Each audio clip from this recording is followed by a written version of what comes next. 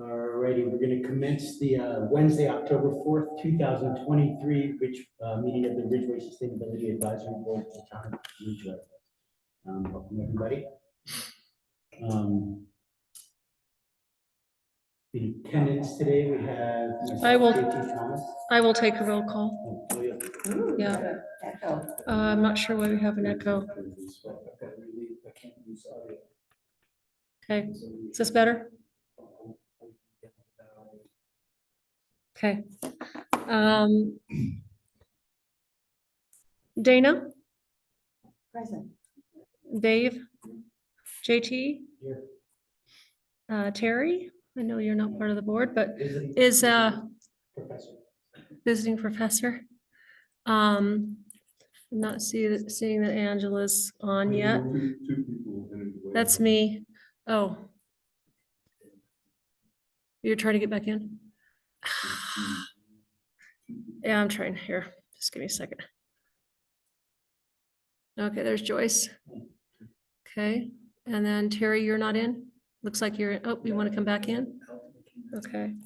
So Joyce, hi, can you hear us? Joyce, you there? Joyce?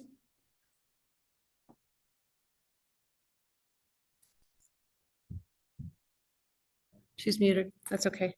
I just asked her to unmute. All right, folks. Is Preston on this? No. I'm here. Who's Preston? I logged in. I I logged forgot in you remotely so that Terry forgot could do you his pressed thing. Yeah. For a day. Do we want to start off with you, Terry, or do you need a minute? I'm ready when you are. Okay, well, we've got our discussion items are going to be 15 minutes and then everything else after that, we'll see what we've got. So we've got the first item on the agenda as being the projects and goals. Do you want to move that up? That's what I was asking. Why don't we have Terry move item number 2 to number 1. Okay. Reverse the 2 and then we'll take everything over. Just 'cause Sure. You guys are locked and loaded with that. I'm not, or I don't have it. Yeah.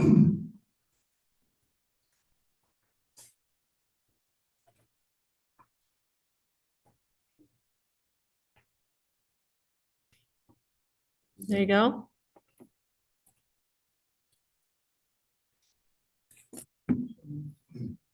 Okay. There we go. Shall I? Please. For the record, we're going to have Terry Scott talk about microgrid at the athletic park and the current iterations for his proposals. And you call the meeting 5:05. Okay, so agenda for this little talk. Review the history of the microgrid community resilience for the town of Ridgway, because it has a history to this. Why a microgrid and why now? Early design concept included Green Street Park, the athletic park, and Dana Ivers land. The athletic park master plan trips up progress and creates pushback. We need proposed options to review. What's in it for Ridgway? And then this group needs to decide what they want to recommend for the October 11th town council meeting. Does the town Ridgway wish to participate as a partner and just be an observer to the community? So why is SMPA exploring electric Ridgway? Well, for one, it's part of our mission to provide safe, reliable, cost-effective, environmentally responsible electric service while demonstrating the cooperative responsibility and support for our communities.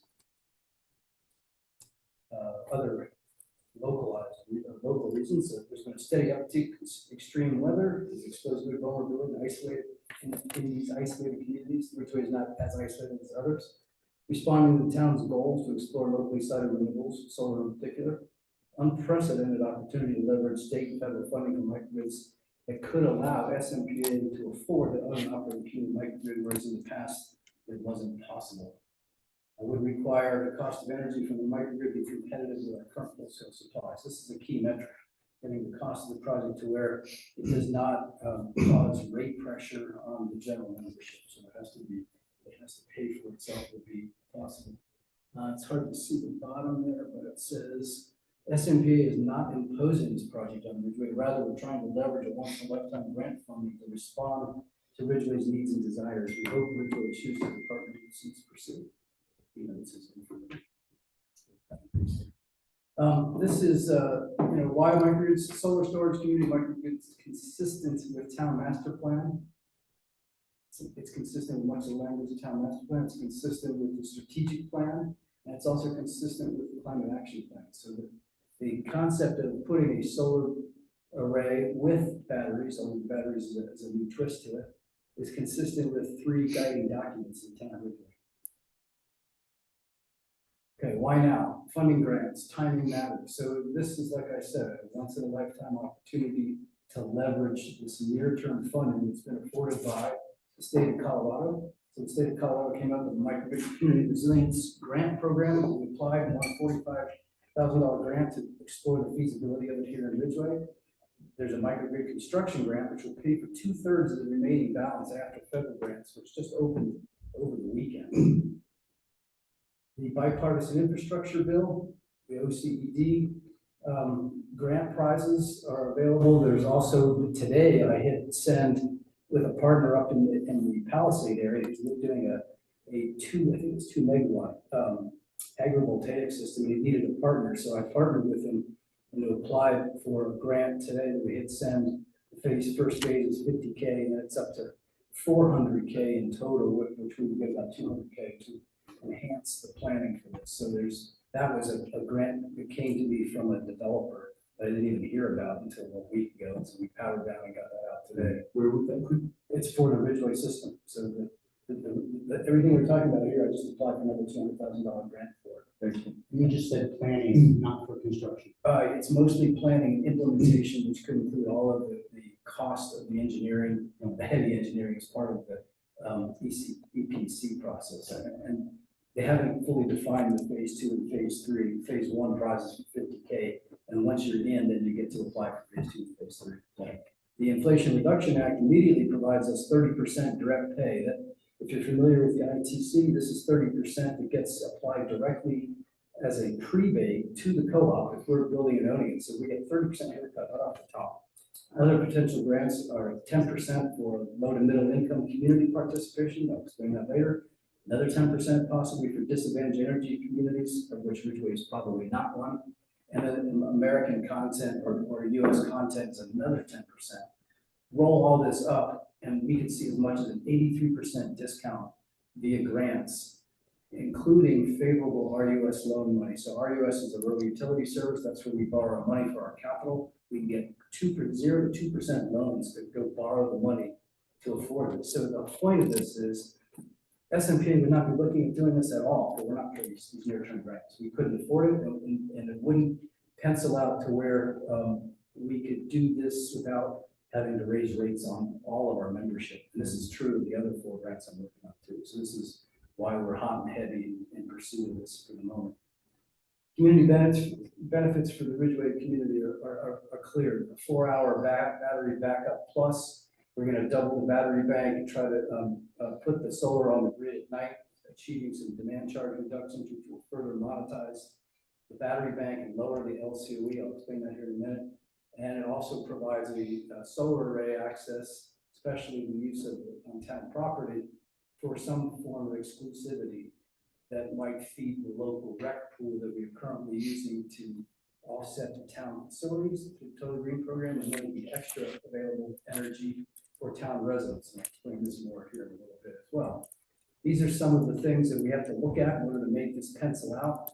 We take this on the cost calculation side. It's called the levelized cost of energy, which includes the capital cost of the equipment, the interconnecting costs, the replacement costs over the lifetime, the annual operating costs, including any maintenance, snow vegetation removal, annual land lease costs. We're hoping that the town-owned property in particular, that we can get it at no to low cost. Potential demand charge savings by dispatching at night. Take all those costs, subtract the federal grants, divide by the amount of energy it's producing in its lifetime, and you come up with an LCOE for $1 per kilowatt hour. If that LCOE $1 per kilowatt hour is less than the current projected wholesale supply, this project is go. The board of directors will say, let's go borrow the money and fund it. There's no subsidization required by the rest of the membership. Can I ask you to, can I interrupt a second? I don't understand what LCOE and TS are. Tri-state, sorry. Okay, I'm sorry, cost of These are tri-state. my acronyms.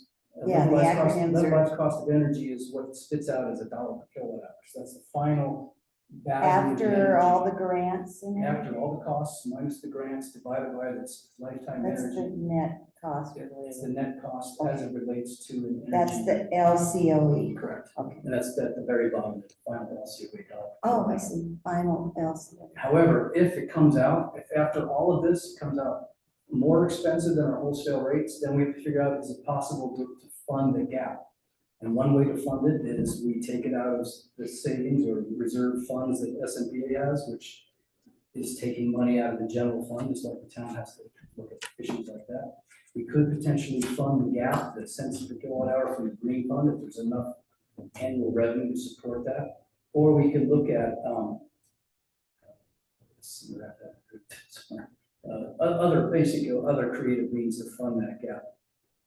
If we cannot fund the gap, then the project doesn't go anywhere. So this is the challenge we have, even with planning grants. Will there be a gap? Whether we don't know, that's what Yeah. the whole process is I being see. spit out. by What do you LCOE. think? I'm hopeful with that. If I keep on the path of writing grants, the more we can buy down the cost, the more likely this is gonna fly. And it's also gonna be contingent upon land lease costs and also where we put it, how expensive it is to site it. So I that's what see, this is there slide's about. major So variables? what makes for a good location? Well, good solar resource, more sun, the better economics, manageable terrain, we don't want to spend a lot of money on civil works.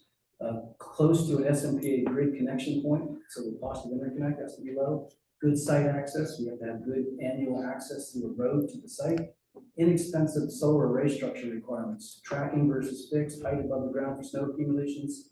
One of the suggestions you'll see later was to put, carports up for on the park. That would add a lot of cost, a lot of extra steel and create greater visibility. Low impact on neighbors or ecology, visual impact, noise impact, glare impact, these are all important considerations. Low to no cost land lease, community buy-in, we have to have support from the community. Can we monetize the battery for the peak discharge? That's a question that we're going to force the hand on wholesale on. The resulting cost, again, has to be less than our wholesale cost for the supply. By the way, in the lower right-hand corner is an example of a microgrid. That's about the size of what a battery system might look like, maybe smaller in our situation. The picture on the upper right is the last opportunity solar array above the airport. Another comp, just for folks' perspective, so we can get a sense of it. The one in Paradox Valley and also the one that's up there north of Olathe, south of Delta. Right. This is much smaller compared to both of Yes. those. So the one in Paradox is 1 megawatt. Hold that thought. And I'll get back to that. So originally, before I even put in for the planning grant for this is the concept that we gravitated towards. First, we looked at putting a small array at the Green Street Park, and we got some initial local HOA kickback on that idea. Prior to having presented any information on this, it's just the cat got out of the bag and people, oh, not my backyard. Well, that's to be determined. So based on Preston's suggestion, I looked at using what was the vacant and unused property at the end of the athletic park, which is a pile of dirt right now, and said, well, if we could put the solar array for the town-owned portion or town sponsored portion there, it would be coincident with Dana's property, which would make the cost of the microgrid less expensive and provide two separate array pieces. And the two separate array pieces would originally, these were the two town-owned parcels where we're looking at putting a piece below the current soccer fields and then the Green Street Park. These need to be further fleshed out. But these I've presented to you before. The piece on Dana's property would be approximately 4.5 acres. It would be a block like that on the other side of the drainage in the lower left-hand corner. It would be sited sort of in that depression, hopefully such that based on its height, that it wouldn't be very visible from solar ranches. They hopefully would look right over the top of it. So this was the 1 megawatt block. Does it face south? Will the Yes. panels face south so there's no reflection to the town? No, the system currently right now, just a quick explanation. It's hard to see in this picture. I have another picture. These are long, thin rows of east-west trackers. So these would be rows of panels that in the morning they face east and in the afternoon Oh, they they face really? west. And so they would Okay. capture. And what morning- about the ones over on Dana's property? Are That these is- trackers as well? That is my property. Oh, I thought that was athletic. Okay. Okay. So they, Okay, going back to the one on Green Street Park, those will also be trackers. And the one that we originally looked at in the athletic park will also track. The reason for that is you get more energy production per Sure, square foot. So sure. it's a more efficient way of producing energy in a small space. However, then came the athletic park master plan process. So this process happened after we'd already made all of those assumptions and applied for grants. And so now we were facing a couple challenges. Challenge one was a drawing that showed an array placed like this without any technical consideration for how a solar array works. They just looked for a piece of property. Second iteration came with a big chunk over there. And even these drew a bunch of ire from a variety of impassioned folks. So they were asked to provide a concept that had no solar array. Now, I also had suggested in that bar on the right that maybe we could cite it over there. That hasn't been vetted yet or hasn't been presented to the DHM, the consultant that's doing these DHM. drawings. Yeah. So the past efforts on the design of land control were done prior to the announcement of the planning process. We were not able to present the concept and the benefits of the microgrid before residents could object to the location. Basically, I got kind of cornered in a meeting on the master plan and said, what's this all about? So I didn't have a chance to systematically present this like I hoped to, and we'll talk about that later too. Significant public pushback has now tainted the concept and will prove difficult to overcome. Preston tells me he's got over 75 emails, the majority of which are opposed to this and some of which. Actually, they're not opposed to he does have over 75, but they're not opposed to a solar array. They're opposed to a solar array at the athletic park. They want it to be they want the athletic park to be at the athletic park, but they're all, in fact, all of them are in support of a solar array. Well, that would be interesting to see. Yeah. President Green Street, will they still think that way? So I don't trust that per se, but the point Yeah. is we have a lot of pushback to put it on the park. Yeah. So I understand. This was never intended to produce community division between athletic park enthusiasts and town residents to see the full benefit of the microgrid. Most of the folks that are opposing it in the park haven't heard the sales pitch and don't know what the true benefits are. Some people even improperly. I describe- don't think it's, from what I'm hearing, I don't think it's a matter of what it is and what it can do for the community, which is awesome. It's where. Yeah. It's the location, Well, but because that's- that park that's was the thing, designated as an athletic that's- park. That's Yeah, eventually every individual has to weigh the benefit of Right, having, right. you know, 2 baseball fields that get used for 3 months a year versus a solar system that lasts for 25 years that provides a backup. And that argument hasn't been presented. Right. I think the problem is, it's easy to say, well, we don't want it here, we want it somewhere else. Until there's a somewhere else. Yeah, Yeah. Yeah. exactly. I mean, there's not somewhere else that people are gonna Right. agree on. Right. So, And Terry, to our conversation the other day.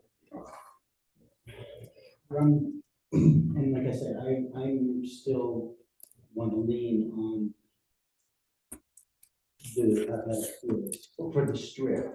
I think switching completely to the Green Street as within the options will just lead to, well, then where else? Hold that thought, because I'm going to present the options as a little clearer. Okay. Compared to- We are gonna have to kind of keep moving it Yeah, on. yeah. Yeah. So hold that thought, because I'm gonna get to that point. So basically, the last bullet is this forces me to look at other options, right? 3 options to consider. Resize and locate the town portion on the southern park border. That's what we're gonna talk about. Option 2 is relook at the Green Street Park option for the town portion. Option 3 is Dana has agreed to take the whole system on her property. And I'll show you the drawing of what that new design looks like. So these are the 3 options. So the first option is actually the most cost-effective option for the use of town property, which would put the array very southern border of the town-owned property in a long skinny rectangle on about 0.85 acres. We need to write that in there, which is with the fence probably is the 1 acre that they originally assumed. So this is just a configuration that hasn't been factored into the master plan yet. It's a 1.43 megawatt total. The cost advantage is that I can physically connect the 2 arrays to the same battery bank at the bus. The Green Street option is the more expensive town-owned option, which will combine the original 1 megawatt from Dana's property here on the left with a remotely sited system that it's actually what's called AC coupled. They would be coupled on the AC circuit itself, which means during the day, both solar arrays are producing energy and putting it on the grid. During an outage, if the outage is at night, the batteries power the load, the whole town. If the outage is during the day, both arrays would contribute towards feeding the load and recharging the battery over the AC bus. It's a little more wonky, it requires more control, it's more expensive, but it's possible. So tell me, sort of my engineers tell me. And that was, since we spoke, that was what the engineers said that it was fine. They're investigating because they feel based upon my description, it's never been done. So they have to look into the viability of it. But nobody can give you a reason why it couldn't be done. It would just be more expensive, like more switching, more controls, SCADA systems to send signals to the two arrays to coordinate, blah, blah, blah. The combined system capacity would be the same as the option with the town park. And then Dana's option only would increase the footprint from 4.5 acres to only 6.2. That's what the calculation came out today. Let's say that one more time. So they would require 6.2 acres rather than the 4.5. Okay, And from a drawing point of view, you can't really tell. I mean, if I were to put the two next to each other, you'd see that the square is a bit bigger. The whole system would be there. The issue with this is it's the least expensive option of all three.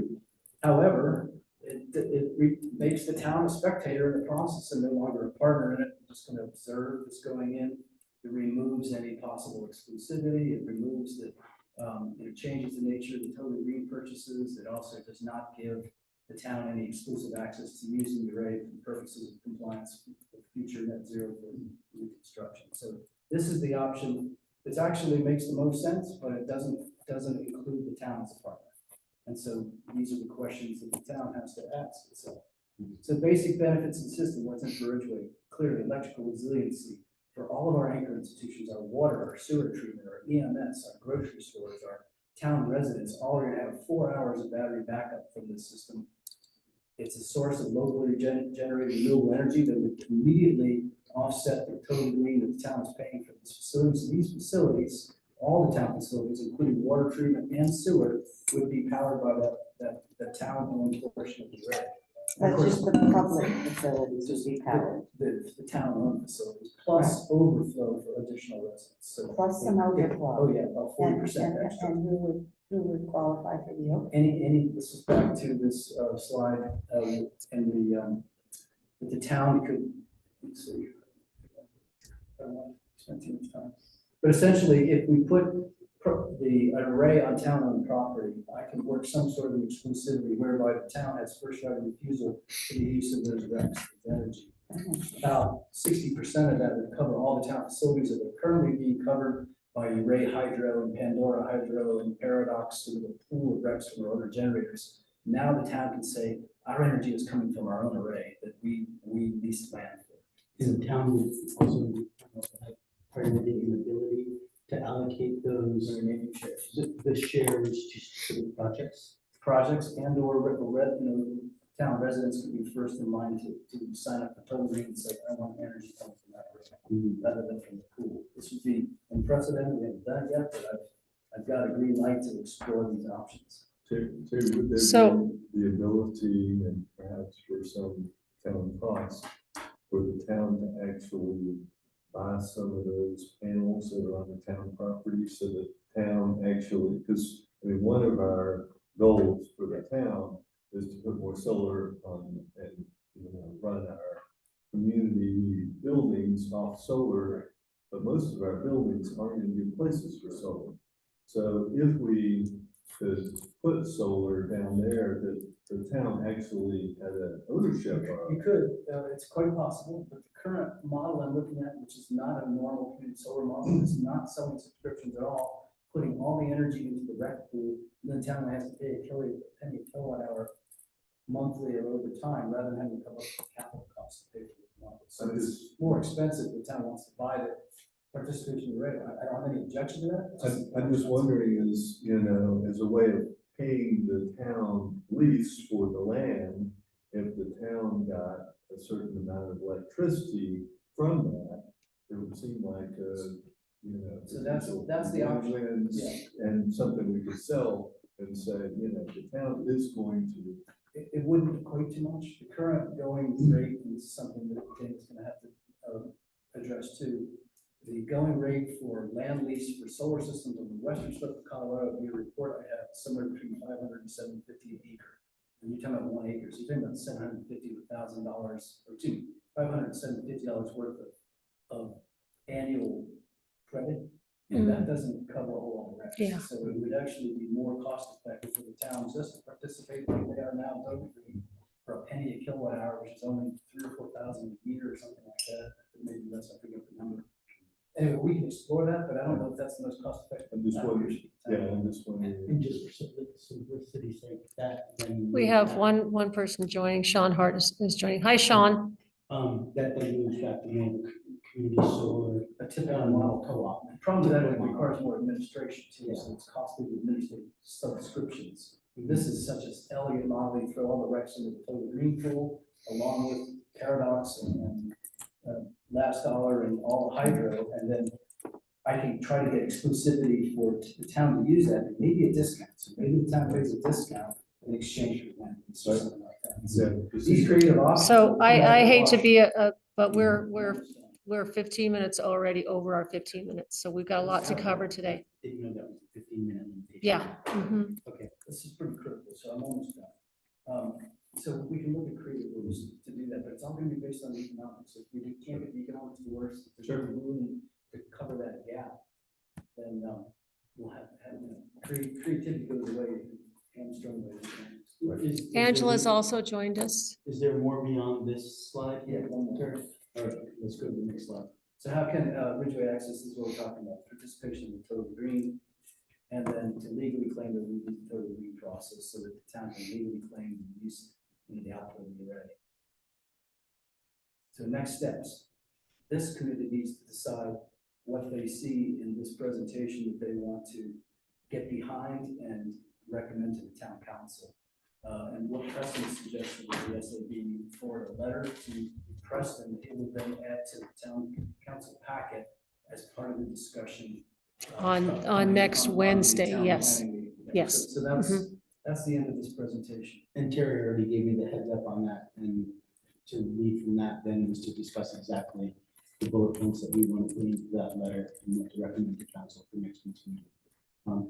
Question 2, is this are you gonna present the same thing to So- council next week? So here's what I suggest. You guys deliberate on what you've seen. You get behind whatever it is you want. I would recommend it be a joint presentation between you and the SAB, and I will provide the technical stuff. You provide all the soft benefits, the reasons, the references to the 3 guiding documents.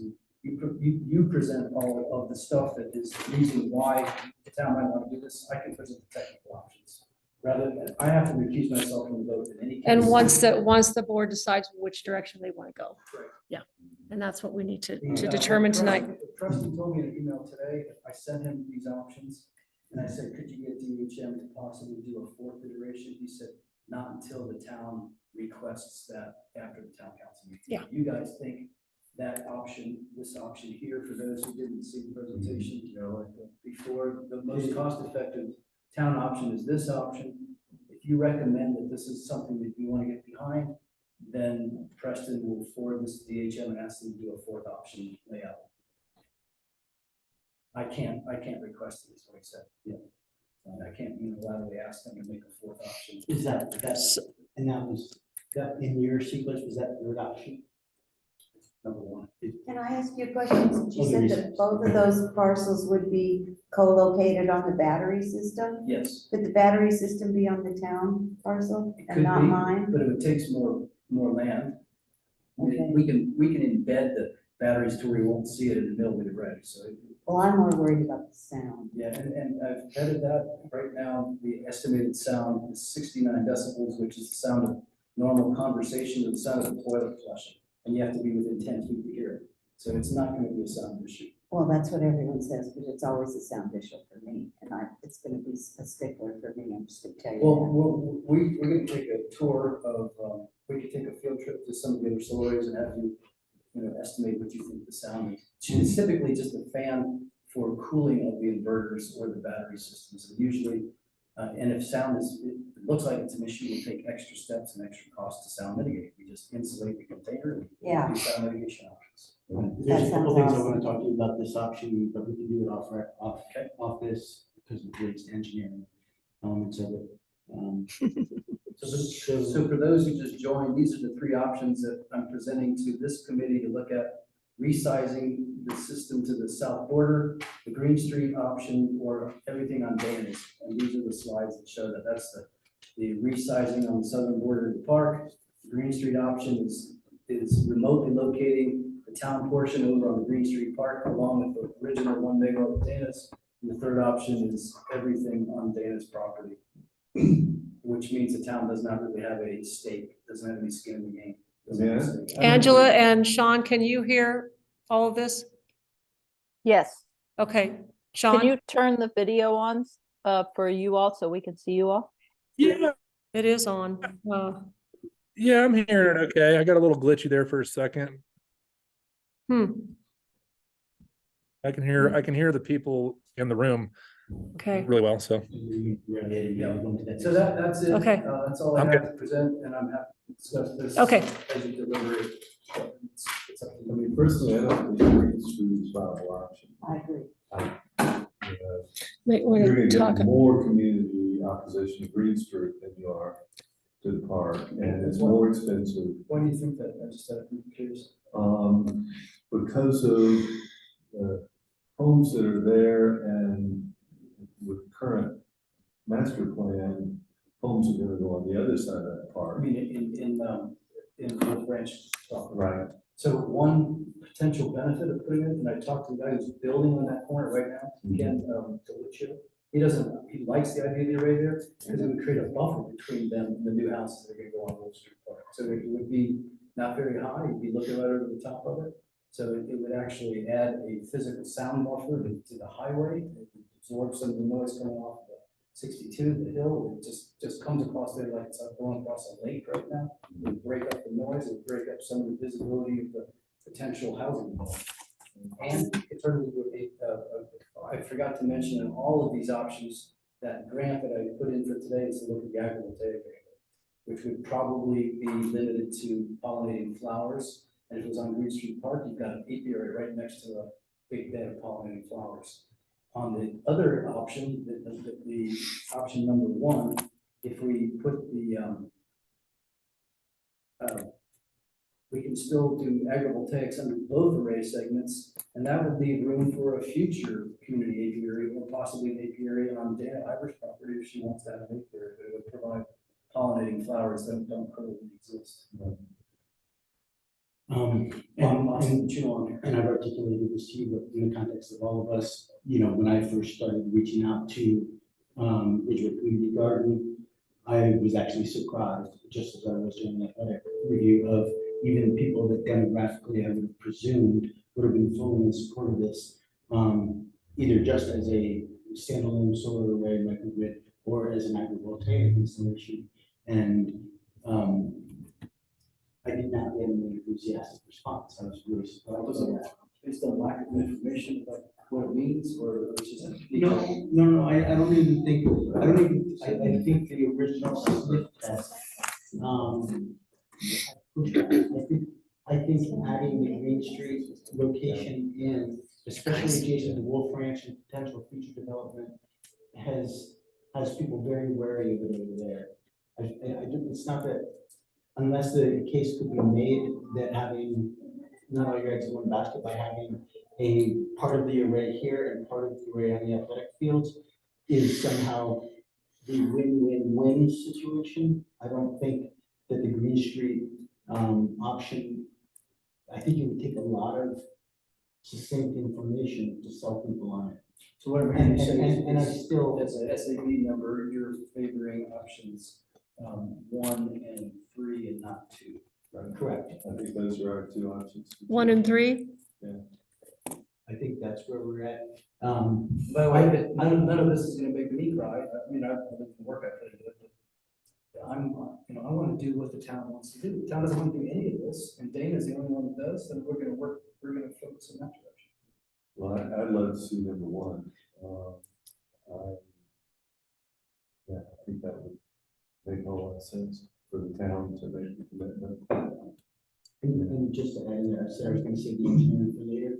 But when I went So, out- go ahead. I want to finish this. So when I went out there and after we talked and looked at the smaller strip on option one, as I looked at potential excavation and the other things that were in the options for athletic park, I also imagine there could be a berm used from the fill, to basically block the southern. On the north side? The north side of the strip of array, so that when you look out, you're actually viewed to the south from sort of ranches. You don't see panels.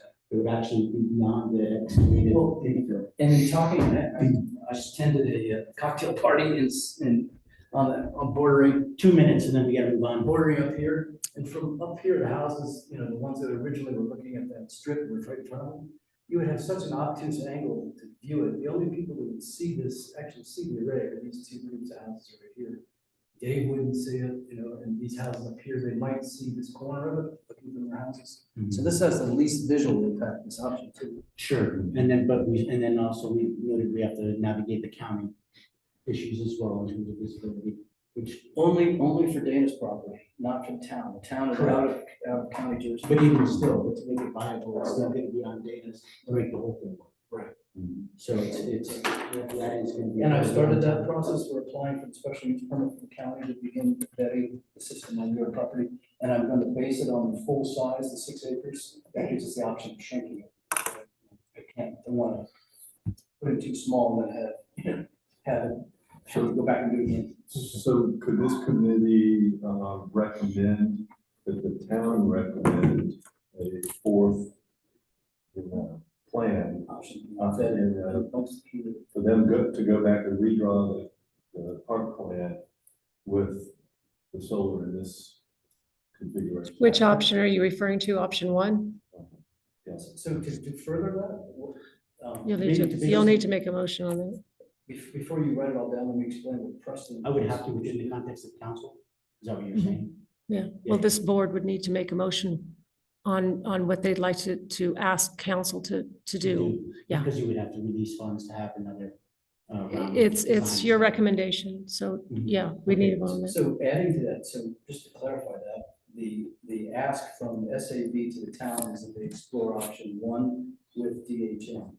After that, once you have your fourth option, then what Preston and I agreed SAB should do is SAB should hold a public workshop for the community where I can get up and present all of this. The SAB can present this to the community to understand and make an informed decision on how they feel about that fourth option and or going forward altogether. And then we hold a monkey poll or a straw monkey or whatever you call it, straw poll, but it's a survey monkey, whatever it is. Basically an informal vote from the community to inform the town on how to decide to actually then go forward with the next step I need, which is to have Bo review a land lease option agreement to give me permission to start drilling and doing soil samples and all the things I need to do, like we're gonna need to do with their property, to explore what kind of structure and how deep the pylons have to be and all the technical stuff that affect the cost. So the land lease option is the very next takedown for me in order to proceed with the feasibility study. And I think the town council needs to agree that, yes, they're going to entertain a land lease option. It's not a committal. It's an option whereby if all the ducks fall in a row, then they agree to lease the land for X amount of dollars. So I already have, I sent you a copy of that draft document. That's only leasing my property, not the. Yeah, right, but it's the same document. Okay. It's the same exact document. And I'll fill it in. Question, I like the idea of the berm. So on the west, could you put a berm? Sure. Further vegetation. Yeah, for that. Why not? There's already a bunch of road mountains just sitting. out there Exactly. doing Just push them nothing. over there. It just seems like that would, for those houses that are there, if you had a berm. Because the array, this, by the way, good question that Dana had, or maybe it was Deb. This array would be these trackers and these long skinny things that would track east to west. This would be a fixed array. Everything would be fixed and tilted south. Oh, okay. So the height of the top may only be 10, 12 feet. That you'd have to, and that'd be the top of the angled array, right? The bottom would be 2 to 3 feet off the ground, the top might be 10 feet. And that's what I estimated on fixed panels based upon walking out there and looking at the landscape color there, and wetlands So and you all could that. put a 12-foot berm behind it, and you'd probably never see it. Not even that tall, Yeah. based upon the slope of the land. Yeah. Because yeah. And the system would have to be fenced off, the drawing doesn't show the fence. Mhm. And Preston also said there could be a potential issue with current setback requirements on the property that may have to go for a variance in order to get closer to the fence. Mhm. There's a few little legal take-downs. Mhm. But I agree with you personally. I think, if, as a resident of the town, this is something I'd like to see, separate from. I'd like to see the town have skin in the game, Yeah. and walk the talk, and, abide by the 3 guiding documents and take action. In terms of moving on, in terms of deliberation, I know you just offered to be here to ask some technical questions. I almost wonder if we already have more than enough information for us to discuss and also come up with a set of questions we might have for you. I feel like to move us along, that might be the best way to proceed. And then kick you out of it. Oh, All right, here we go. In that case, Deb, you were very concerned about time just because of the way. It's okay. We'll do what we can do. If we can't get through all this, we can't get through it. We can move some stuff to the next meeting. All right. That's what we got to do. So let's hit on the bullet points that we want to present in the letter to council and prioritize those and come up with some language for that. For this. Okay. And we have time-wise, we're at 5:43, absolutely finish it by 6, in the next 15 minutes, so it's fair to get together on this. So I think I just gleaned from our banter and Terry's presentation is that right now, options 1 and 3 are the ones that we would like to highlight in the letter to council. And explain why those are the town's mission. You mentioned three primary documents, but what were those 3 documents, Terry? Oh, that's for this presentation. There's There's the the, strategic plan. there's the town master plan, which has numerous sections that refer to this kind of system. There's the strategic plan, which basically formed this committee. There's references to something like this in there. And then, of course, there's multiple references to locally sited renewables in Ridgway, for Ridgway in the climate action plan. And that's in this slide, and I'm happy to have you take that information and modify your presentation with your own flavor on it.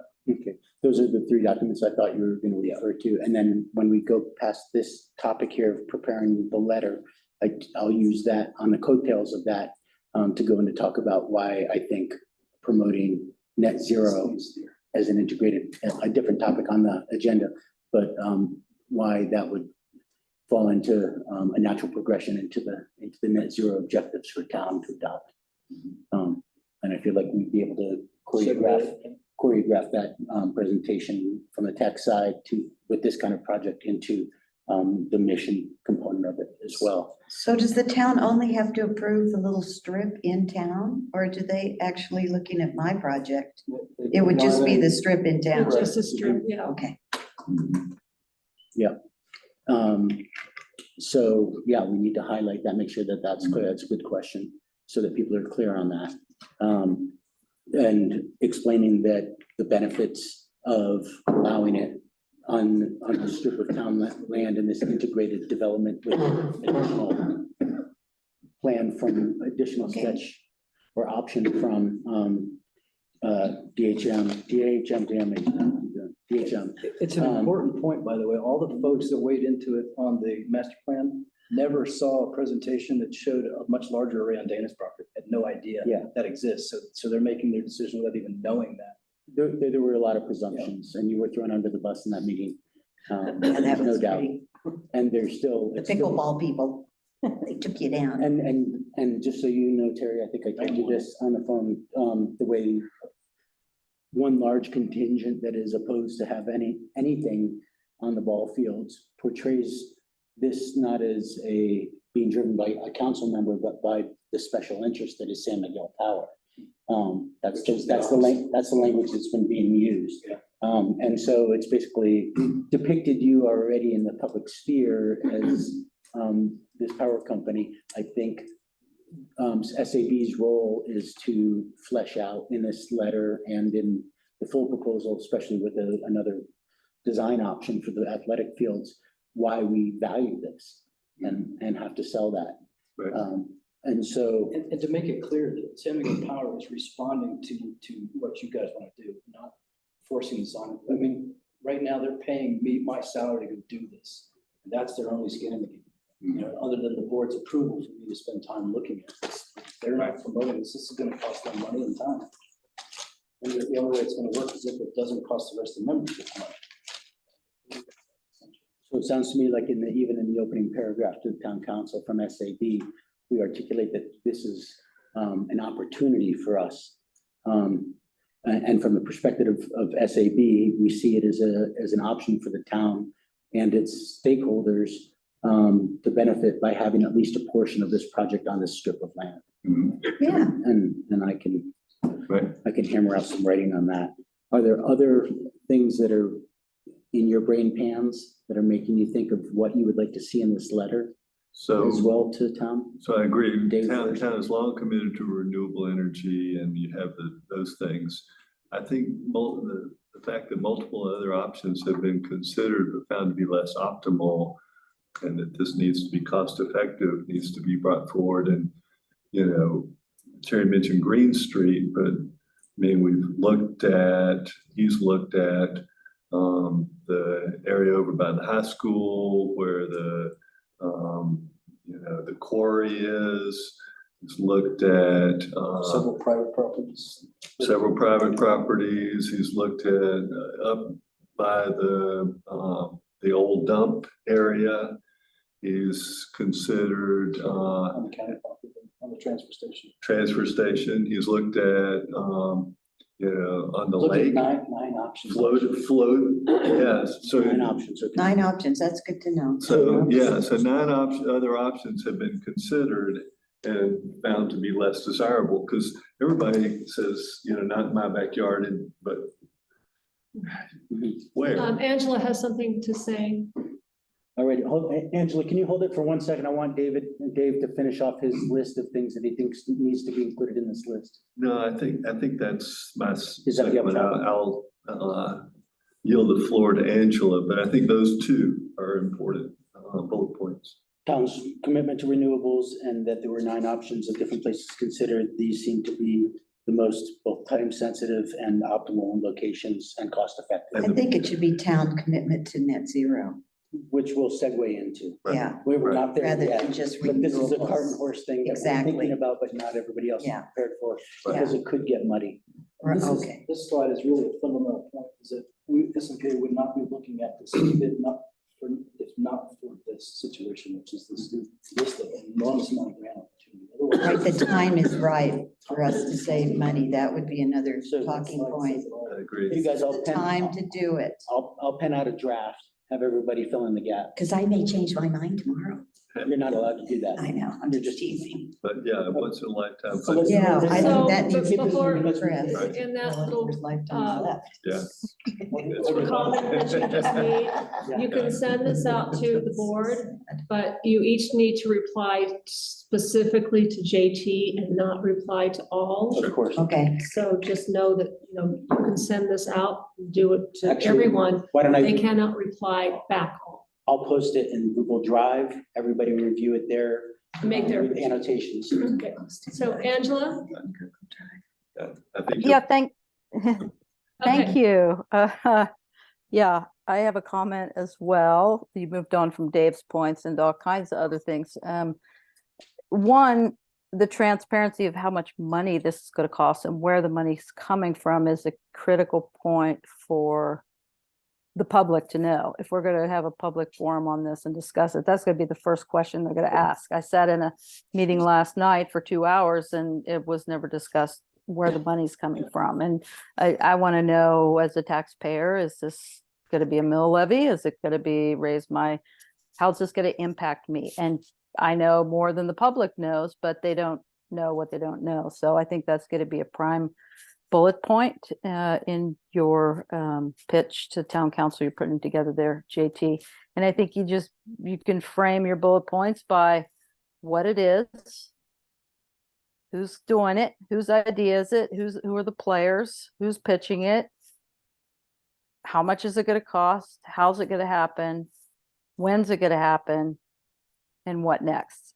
Angela, were you No, on Zoom at the first parts of his presentation? Because all that was done. yeah. You Uh, missed the financial part, which is. Yeah, but you're asking about bullet points. And so it doesn't matter if I missed this presentation or not. I wasn't there. And so I'm suggesting that are you going to give the full presentation to town? Is that how that's going to happen?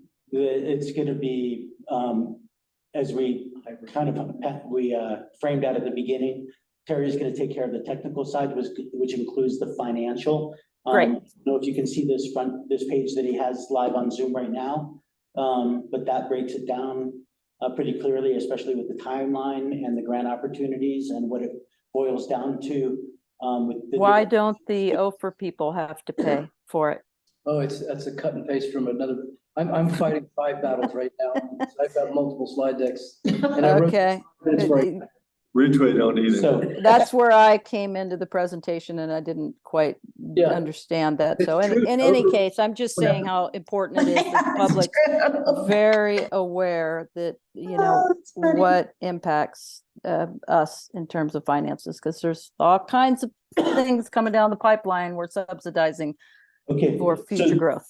So to your point, I will I will summarize within the letter the benefits financially and the breakdown, so council has a clear understanding of that. So noted. Thank you. And just a quick note, real quick on why Ophir is in there. I had a planning grant to do the same thing in the town of Ophir. They had presented a piece of property that I used to write up the planning grant. And now during the planning grant, I had to present in front of their general assembly, which is a whole nother story. The same kind of a concept is why they would want to use their town-owned property for this solar system.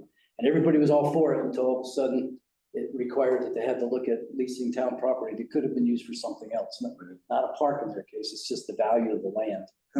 If they were to sell it on the open market, which they haven't for 8 years, it might be worth $3 million. So I had a pretty contentious multiple meetings. So yeah. I think- Go ahead. Joyce, do you have anything you want to add, Joyce? No, I mean, I think I'm just listening and kind of I don't know how it's going to get presented on like we support option 1 and 3, or if we're going to present it in the manner that we would like at a minimum one of these 3 options to occur with a preference of 1, then 3, then 2. But I also I mostly just want to word it in a way that one of these options could come into fruition, because it seems like town's appetite for actually installing versus just wanting it in theory differs. So it would be a bummer if option 1 wasn't considered. So I'm just kind of coming in from a way where I think me as a person, I support putting in solar. Yes, preference is to have it within town property so we could have priority.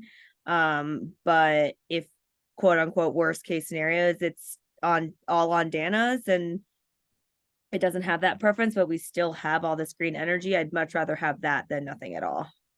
I mean, it's really 1 that it defaults to 3 as opposed to an option. Yeah, but I guess my thought is, and I agree with you, Joyce, although it seems like to me that the question is, will the town accept it or not? And we want to push for the town to take it in this park, or potentially Green Street as a fallback. I'm not sure we need to present the option of a larger array on Dana's property. That's a default that if the town refuses, then SFPA can run with that I'm not sure I'd even present that as a third option. You know, I would, It's really you're promoting option one or nothing. right, We could note that we are aware that that we would not have the privilege or the opportunity to participate in this as stakeholders by providing land and receiving, discounted energy. We could say that that's a default, but what we are promoting is option number one with some amendments moving forward with DHM to be able to do another sketch that includes this smaller strips. So it would be a hybrid project. Does that fall within what you're saying, Joyce? Yeah, I mean, I didn't realize that option 3 was the default, as in if 1 and 2 didn't happen, SMP already plans to have push forward with option 3. I think that was unclear. Feasibility point of view, I mean, it still has to pencil out. All the ducks have to line. It's all pie in the sky. What we're promoting is that having the opportunity to be able to participate in this project and be a stakeholder by offering up land and also receive dedicated green energy is something that falls in line with the mission of this community and of this town right now. correct. So I'm just trying to throw some of the language out that I will put pencil to. And our committee. So quick question, sorry, if the town doesn't participate in giving land over, how does it work exactly if it's all on Dana's property and residents are, I guess, part of the Totally Green program? Is there still a way to calculate or have these carbon offsets? So I'm just trying to think ahead of how net zero gets calculated, if that's our long-term goal. Like, how would you be able to use option 3? It would require some creative work in that the recs from it all being on Dana's property would go into the Totally Green rec pool, and anybody can participate in that. They just wouldn't be able to have any town exclusivity to it. So it becomes part of the general membership's Totally Green program. This is to Angela's question, though, that in the lower right-hand corner over here. If the cost of the project is more expensive than wholesale, then how do we fund the gap? I forgot what SC or FF is. Now I remember it's a surcharge or a franchise fee increase. So currently the town pays a franchise fee and they haven't dedicated any use to the franchise fee. It could use the franchise fee money if that's enough, or it could increase the franchise fee to help pay for this. Or in the case of like Wrights Mesa, when we had to put in a redundant line, they didn't want to see it overhead. They undertook a surcharge to make sure it was undergrounded because they all wanted it to be undergrounded, but that costs more. So they're paying a surcharge on their bill until that extra expense is paid off. These are creative options we can look at, but those are the only options that would impact any resident cost-wise for either of these. Would it lower people's electric bills because we might get rid of the dirty hours? Would that be a benefit to the community? It is, but it's indirect. So it's not going to lower your bill. It'll offset any future rate increases. So it helps. Well, that's a Benny. rates. That's something to remember for what Angela said, with the town being concerned about their, money out of their pocket. Sure. I agree with Angela to focus on that. Philosophically, it's providing a lot of, including the system on your particular system on your property, is offsetting the use of carbon-based fossil fuels to provide electricity for the town. Well, I totally agree, but I mean, people aren't seeing that as much as their pocketbook, Right. like Angela said. But if articulated side by side. It Right. helps reduce the future brown cloud. I hear you. Yeah. I hear Okay. you. You're not. Anything else from people on Zoom? Alrighty, so I think I have enough broad points, brushstrokes, and I have most of this from you already, but this presentation I'll take, and I'll get this done by Friday afternoon so that we can get it fully into the packet and discussed over the weekend and into the packet for next week. So, and I'll do it by Google Docs, and I might send it to Dana directly. Well, you can But send that- it to everybody directly. We Yeah, just can't just I'll send respond. it Reply. direct. I'd really rather Yeah. get it direct. I'm All right. sorry. As I'm long as I old have and everybody's, and then would you Yeah. guys, you're okay with me then? Flexible. If you guys have redundancy or so, I can just call that and make sure it's succinct and then send out a final draft, get it reviewed, and then I'll function. Yeah, I received a note from one of your SAB members questioning why this committee has to abide by the sunshine laws and why we can't. Because you're an appointed committee, excuse me, council appointed committee. If you were just like our Parks Committee, which is not an actual town committee, they're just a group. So the So you announcements have for to- these meetings are publicly broadcast, Yes. So anything, so public can sit in on. yes, any of the public can get on. Three of us can't even crush cans for recycling together. You can do that, you just can't talk about anything that's related to town business. They were town Yeah. cans, sorry. Trying to be cheeky. But All right. JT, thank you for putting that together. Yeah, coming to. I mean, it's already kind of been underway because we've had a lot of Yeah. discussion. Sure. And I'm abreast of a lot of this, other than the last 48 hours is Terry's trying to figure out with these extra options, how, if they're even and financially viable. Do we have any options at all to have, like use a Google document that could be open to anyone from the public that we could, toss ideas on? My frustration is that, someone will put out an email and ask for input, and then that input's never shared with the rest of the committee. So nobody has any idea who's given what input, and that's a lot of lost ideas potentially. And I get that we can't, the sunshine law limits us from having a meeting with more than 3 of the committee. And But Angela, it doesn't necessarily need to be an in-person thing. And if there's ways that we can communicate in between meetings, I think that behooves us in terms of being productive with the energy that people have to put into this. sure. And Angela, to that point, that's more of a general discussion outside of this topic. To this topic right now, it's about getting this letter authored by next week. And this is just within this SAB board members right now. In terms of what you're saying, if you have a conversation with somebody and they want to bring something to the agenda, then you have the total ability as a representative of this board to bring that in here and put it on the agenda. That's, And yeah, so- you missed my point there, but I'll bring it up when we talk later about it. Okay, sorry if I missed something, but I just wanted to keep us moving forward since we've already gone an hour on this.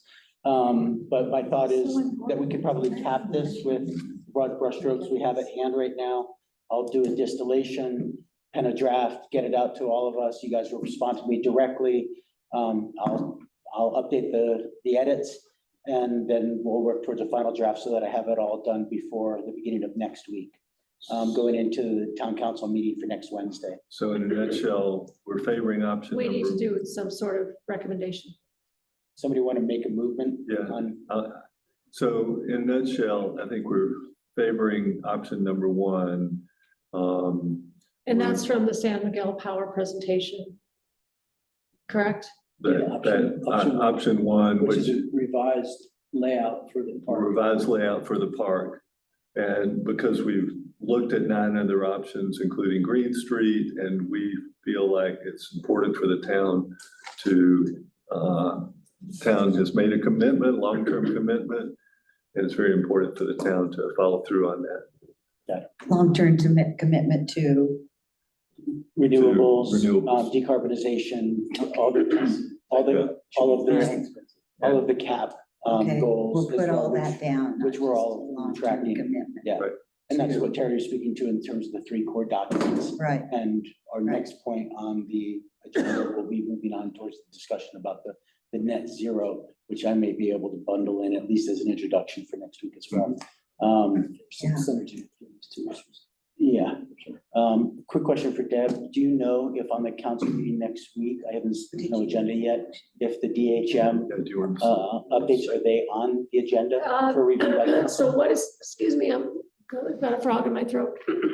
So what is on the agenda for next week is staff, or Preston is going to ask council if they want to put the solar on as an option on the athletic plan, or the athletic master plan. Oh, okay, so this. They, as the right, council, This is that blended Okay, in because with they the received master so many, the plan. town I has see. received so many letters stating that they don't want to have it at the athletic park. Okay, So that's where that is. Okay, so I So put this all DHM, gets bundled side by side. it's all gonna get bundled side by side. So your presentation will come Within that, before that decision is made. okay, Excuse help me. inform that discussion. yeah. What's that? This letter will help inform that discussion. Yes, excuse me, yes. Already. Yeah. Now, Alright. yes, all right. So I made the proposal that we write a letter to town council supporting looking at a new fourth option for solar in the park. And we feel it's important to have solar on town property because the town has long supported solar as part of our master plan and and be a stakeholder. strategic plan and And be a cap, stakeholder. and we need to be a stakeholder in the Yes. process. As well as the extreme value of the resilience it's can provide, that's a major component. Right, Yep, yeah, those are all the words that I Right. highlighted through all of this. very Okay. helpful for resiliency, and this is once in a long period of time opportunity to get this funded. And it's right now going into budget season in terms of allocation of the funds for the plan. And with potential offsets. Okay, so let me run with the letter there so we don't have to get too much. I'd like to, I think that we need to get a vote. We need to on this vote on before that. as well. So that was officially. I'll second it. So I have, in a nutshell, I have that the SAB board is recommending, that they support a new option for the master plan to include solar in the southern part of the park. And I second it. and then we send a letter Yes, detailing why. and that's what they're expecting. They're Right. expecting you guys to, Right. someone to come up and, yeah. All in favor, including everybody on Zoom, Joyce, Angela? I'm gonna take a roll call vote for the, if you don't Oh. mind. Sorry. Angela, Yes, Joyce, Yes. JT, Yes, Dave, Yes, and Dana, Yes, and Ken Mahalik is absent tonight. Okay, But already this design work came in today at 3:00. I'm sorry. really? That's how. Good work, All right. Terry. so you guys, Amazing. it's 6:09. We have less than an hour left in our meeting here. I'd like to move on with a note that we're going to move on to originally what was item 1, prioritizing projects and goals, present to town council for the 2024 work plan. And then we'll we'll prioritize to go to the proposed RSAB budget requests in item 3. So let's move to item 1, then item 3, and if we can, we'll get to 5 and 6. So within this, you guys have received my email, pretty much everybody's responded. Prioritizing specific projects and goals. The thing that I'm gonna throw out there first is more of the conceptual one. But after a lot of discussion, working with Mountain Town 2030, talking to other communities, and even looking at our own strategic and master plans, it seems to me that the natural progression for us right now to get more teeth and to help clarify the integrated effort towards carbon neutrality is to propose to the town that the town formally adopt net zero as a fundamental goal integrated into those plans. Adopt what document, what, net zero? A You mean just, to be created roadmap towards Okay. net zero, so want to move towards specifically- net zero? specifically to aim for the town of Ridgway to become net zero by year Become net zero. 2030. Okay. There's no actual document that. No, it's to be created. Yeah, It okay. could be an amendment to the master plan or something. And I want to be clear about something, and sometimes I presume everybody's thinking in the same kind of design mind that I am. Joyce responded to me, and in her first response in an email was about also making sure we pay attention to things like food waste in the commercial sector and in the residential sector. And then we had a second conversation outside of it. And she wanted to know if I was just focusing and letting SAB become nothing but a beneficial electrification board. And my answer is categorically no. It's definitely meant to engage all sectors of food, transportation, waste, water, everything. So, A lot of those are laid out in our climate action plan. Right. and this is a natural progression from the climate action plan, which if you go and look at even the town website, it says that we are a member to it and we are a participant in it and we work towards its goals.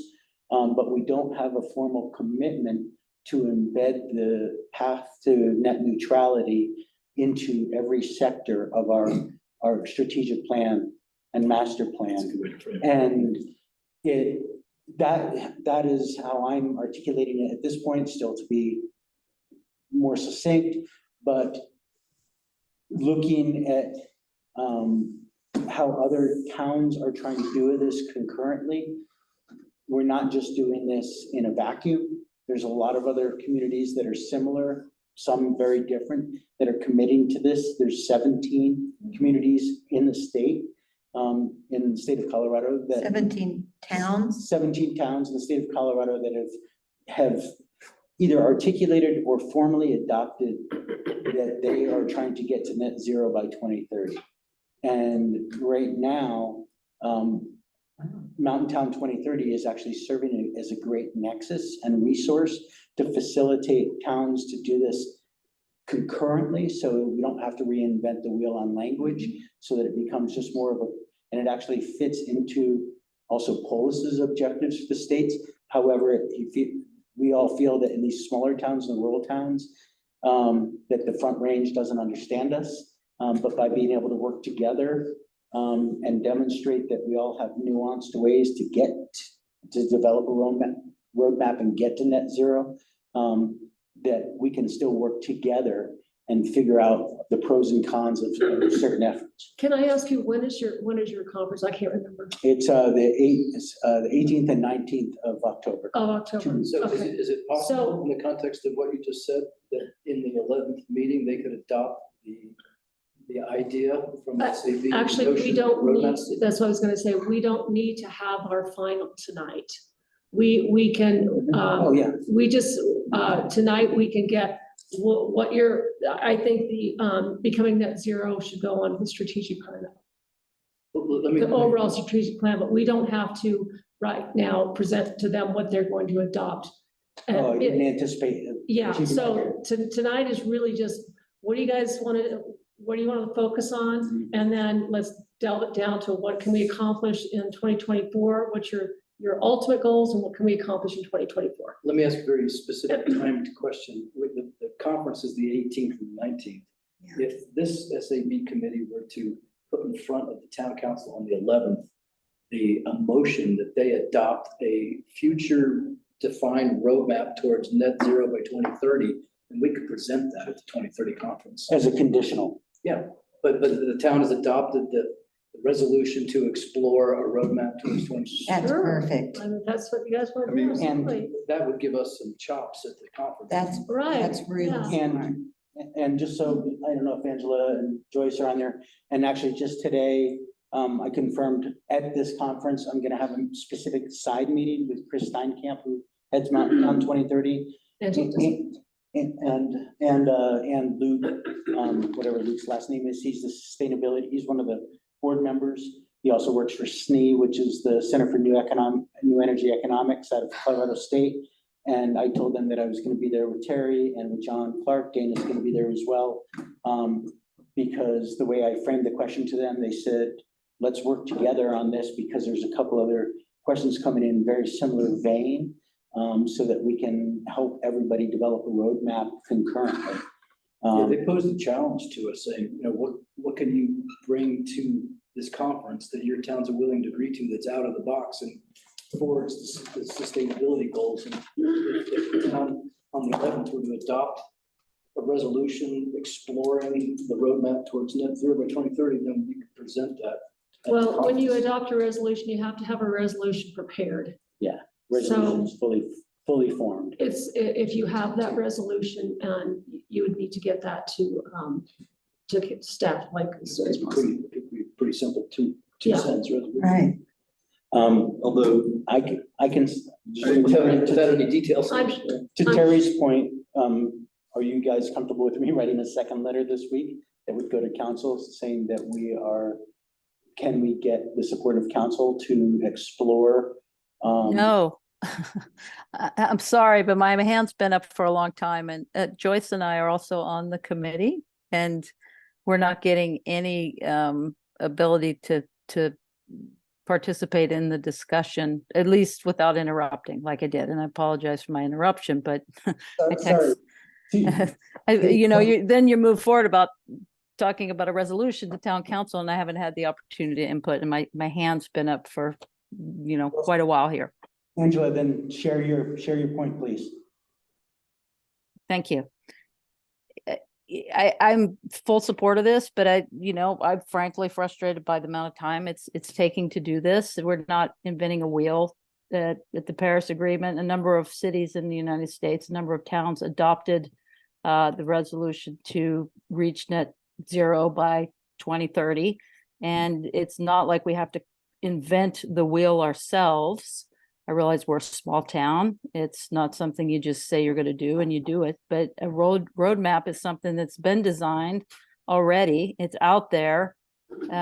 What's it going to take for a small town of volunteers who can't meet outside of a meeting to come up with a roadmap to do this? And how long is that going to take us to do? It's the way that I see this moving. It's going to take us until 2028 to even have a roadmap. So I'm just like a little frustrated that it feels like we're trying to invent a wheel, and the timeline feels pretty slow to me. And again, I apologize for my frustration, but it has to have chops in the game, like Terry shared with the whole group. It has to have action steps that we're going to do. And if we're going to commit to this, we have to have a plan to have someone like the BOCC had last night to come in and create a model, or we have to find the model that exists and adopt it and not feel like we're building it from scratch. And that's my impression from our discussion. And I frankly would like to see all the other input that JT received personally, because we can't reply all to his questions, because I think we miss out on a lot of people's input when we don't get to see what other people are sharing with the process that we have. So that's my input. I think we have to have hard stop dates, and we have to just go in this direction. I don't know how we can't. Exactly. Yeah, well, first off, I don't think that anything I'm proposing suggests that we're reinventing the wheel.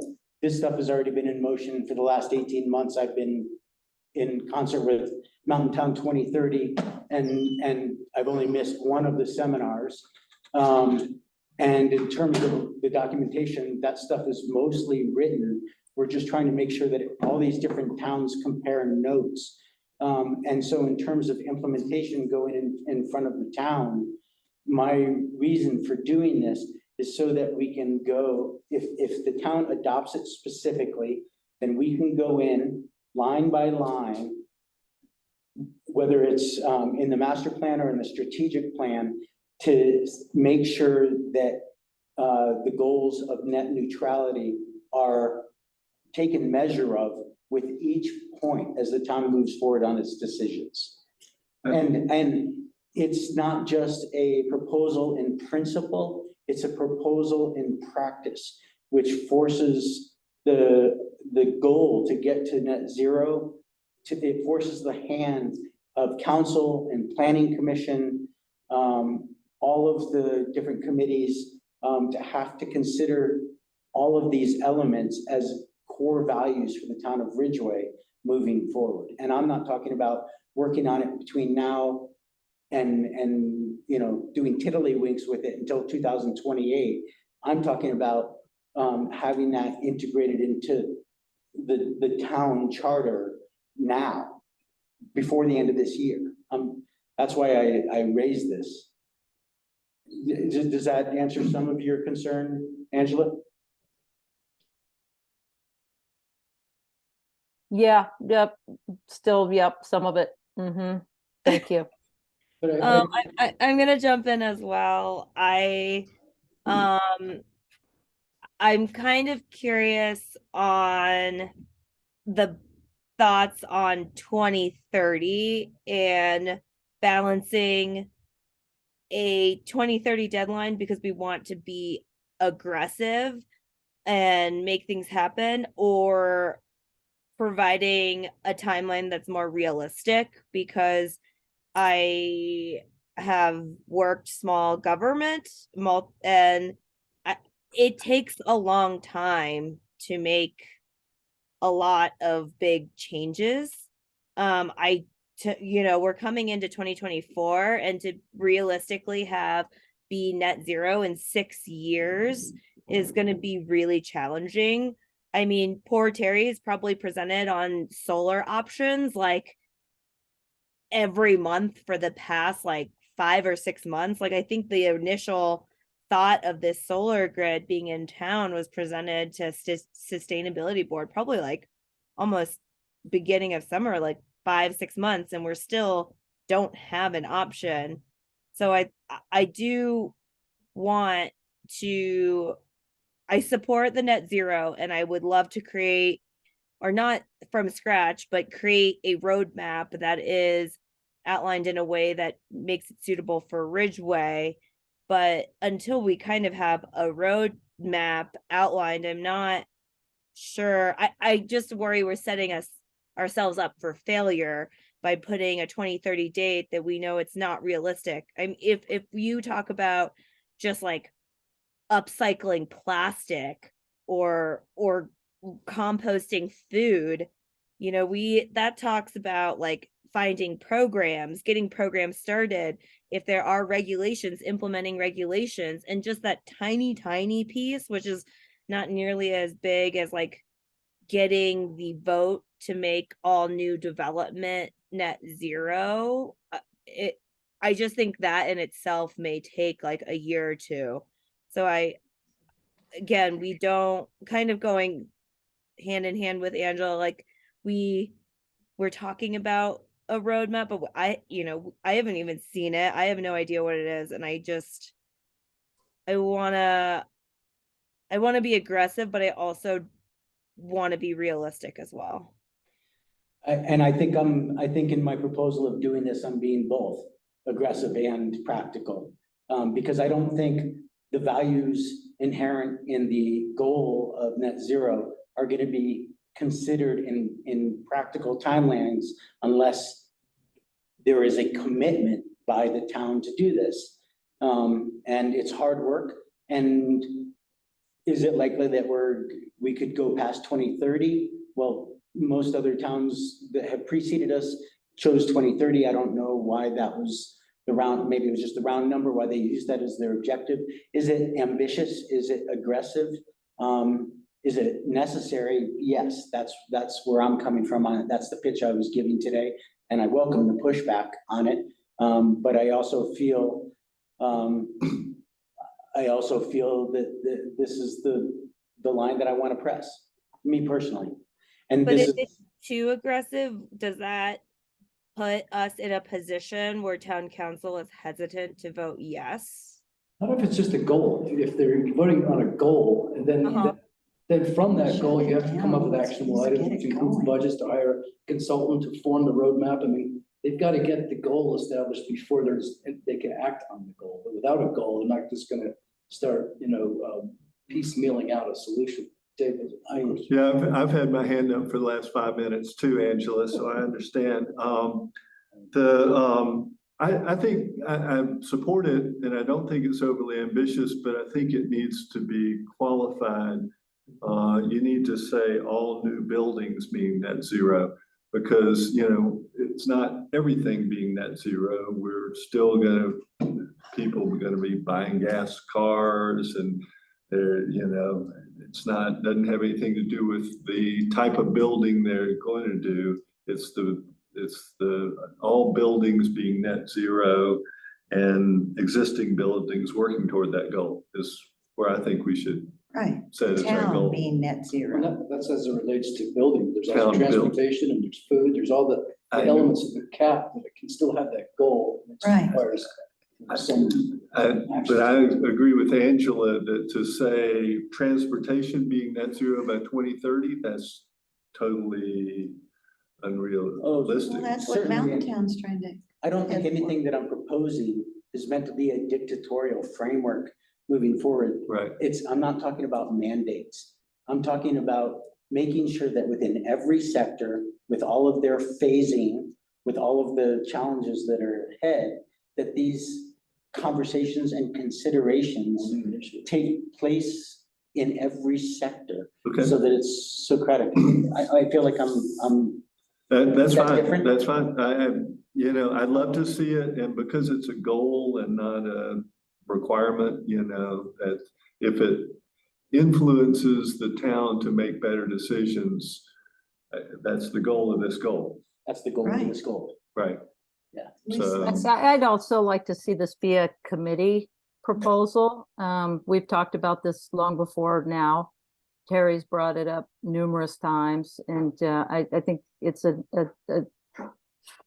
resolution, a proposal that should be not JT's, but the committees. If we're putting all this time and effort into it, and I recognize the work that JT's putting into it, but what are we here to do? To work together as a committee on this kind of stuff. And JT, you maybe have like a document that's a mile long, that's a proposal, but we haven't seen it. You haven't shared it with us. I understand you're probably busy working on it, and that's great. It does take a ton of time. But I think that, we're talking about committee work, right? So I just have to say, like, I'm showing up right now for this committee and our support for advising the town as a group and as other interested parties that want to come and do this. And, I think 2030, the Paris Agreement isn't about being net zero by 2030, but it's by reaching certain milestones where your percentages of whatever sectors you've determined need to reduce their emissions by 43-50% by 2030. And so going for complete net zero by 2030, yeah, I agree with Joyce. That seems very ambitious, but setting very clear targets for percentages of the different sectors does seem realistic. And, this should have open discussion and not personal agendas. And it should feel like we're all contributing to a discussion that, we're invested in and we think that can happen. And, I'm sorry if I'm frustrated by the process clearly. And, I appreciate the work going in, but I do want to see the proposal and the resolution, the work and the work that you're doing with these mountain town communities. If this is work that we're working on together as a committee, that's all. If it sounds like I'm autocratically trying to drive this through, I'm just trying to give the strongest pitch that I think I can right now, with totally openness, input, suggestion, and collaboration. And that's why it's on the agenda. So what you're saying, I hear you. I don't, it's in some ways, trying to navigate this without looking eye to eye and through Zoom can be a little challenging or feel disenfranchising, but certainly that's not my objective.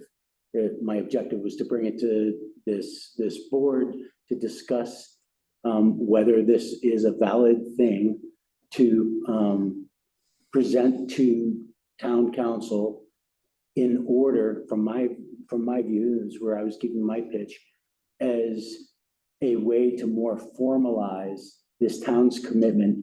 And even I'd go so far as to say, help this town as it struggles to find its identity for the future of where it wants to go and to articulate its values. And as I'm finding my feet as a politician in a town where I see a very fuzzy vision for what Ridgway is to become, I was hoping to leverage the values that I think we share as a sustainability advisory board, to come up with a way to elevate and amplify the conversation and the application of net zero principles applied into the town's budgetary objectives, strategic plan, and master plan. So that was the motivation behind this and why I thought this was right time to talk about it. Because I've struggled to answer the questions with the stakeholders of this town of what does Ridgway really want to become. So that's my motivation, my backstory on that. That's what drives me to do the research and the outreach that I've been doing, Angela, certainly with the intention to bring it into this sphere so that we can all figure out the best ways to proceed. I just happen to see an opportunity right now from the political side of it to leverage it and amplify it more forcefully into the town DNA. Well, it was my understanding that you need to write a letter to the town to request that we research a roadmap to carbon neutral. Is that? There was no requirement. Well, then what was the letter you were going to write? My impression was. There was no requirement. I was suggesting for our mission as a board, Right. that this is something we articulate to the town council as For our their value, approval or what? that they take into consideration adopting or committing, and this would take a resolution, it would take a roadmap to a resolution, a roadmap that is not reinventing the wheel, to come up with a resolution that the town commits to, as other towns have done, as cities have done, as alliances of mayors have done, to really focus the values of a community on its sustainable development. And what if they say no? That's up to the town council. Okay, well, I think maybe a way to frame it that makes it easier to understand is rather than a resolution to commit to net zero by 2030, it's a resolution to have the notion of decarbonization towards net zero be a filter on every initiative the town undertakes, whether it be housing, whether it be food, whether it be transportation. It's basically going to having that as an overlay on every aspect of the master plan, which is adopting the goal. that's what the veil. Yeah, I agree. I'm says. going so far as to say is I think that the cap already suggests that we do that Mhm. and motivate us to do that. But that's I'm not trying- the town document. Correct, and there is a town document, if you read it, I have it here on my computer, it's on the town website. It's about that we take into consideration all of these things to get us to net zero. But in terms of ratcheting up and practically applying these phased efforts with an ambitious goal of 2030, just to be in step with the way other towns are aligning. Maybe mention that in it. I was trying to amplify this objective. Certainly, Angela, and I share the same concerns and frustrations you do, of the way the Paris Climate Accord was adopted and not applied, or misguided or ignored, all of that. I'm just looking at what is the purpose of this board, and this to me seemed like a logical progression. And Joyce just said, she had her hand up as well. Logical progression for us to bring it in front of town council. And that's why I wanted to open up to this discussion along with my impassioned pitch. So can we let Joyce in? Yeah, she's, Joyce, you're on. Oh, she's in the waiting room, Deb. I thought she's in. And then she's in. Joyce, there you go. I made it back in. Woo! Feel your pain. All right. Oh, so did you have something to say or you just wanted to get back in? I got dropped like 6 minutes ago, so I've just been in the gray waiting room for a little bit. I don't know what was said, but are we on the next agenda item? No, I made a very convincing pitch that I got unanimous support for. No, Okay. no. I just was trying to further flesh out what I was trying to raise into the conversation for all of us, based upon what Angela had said. Noted. So with that, I suppose we should just, before I write a letter, I think we all need to be in the room together to discuss this further about net neutrality and whether we want to push towards a resolution or some other form, some other document, suggestion, recommendation, and we table that for a further discussion on the next agenda. Do you want to do a work session? Would that be a more appropriate, just a thought? However, not having anything on record that the town can claim they're interested in or aspire to. I mean, I think it would be great to go to this Mountain 2030 conference and saying Ridgway's town council last week adopted, a very brief resolution that we're going to explore net neutrality by 2030 without any commitment to doing any of it, but we're going to explore it, that we're going to develop a roadmap, that we're going to investigate this, that that the town's behind having this as an overlay to most of our town guiding principles. I mean, Okay. some sort of a simple resolution. So let me frame it this way, and let me go right to Angela and to Joyce to make sure you guys aren't ignored on Zoom.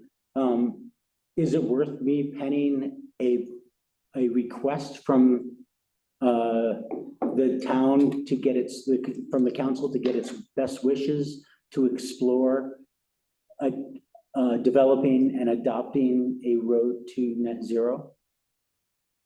Yes. In principle, in principle, what I'm support that. asking.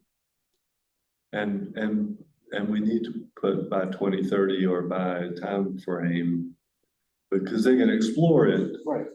That doesn't mean that you're held to it, but if you can explore doing it by 2030, I think that would Gives you be, a target. gives you a target at least. Certainly, I can fill in the caveats, knowing that. Are we exploring it by 2020, or are we exploring it now to adopt in 2020? Potentially. 2030.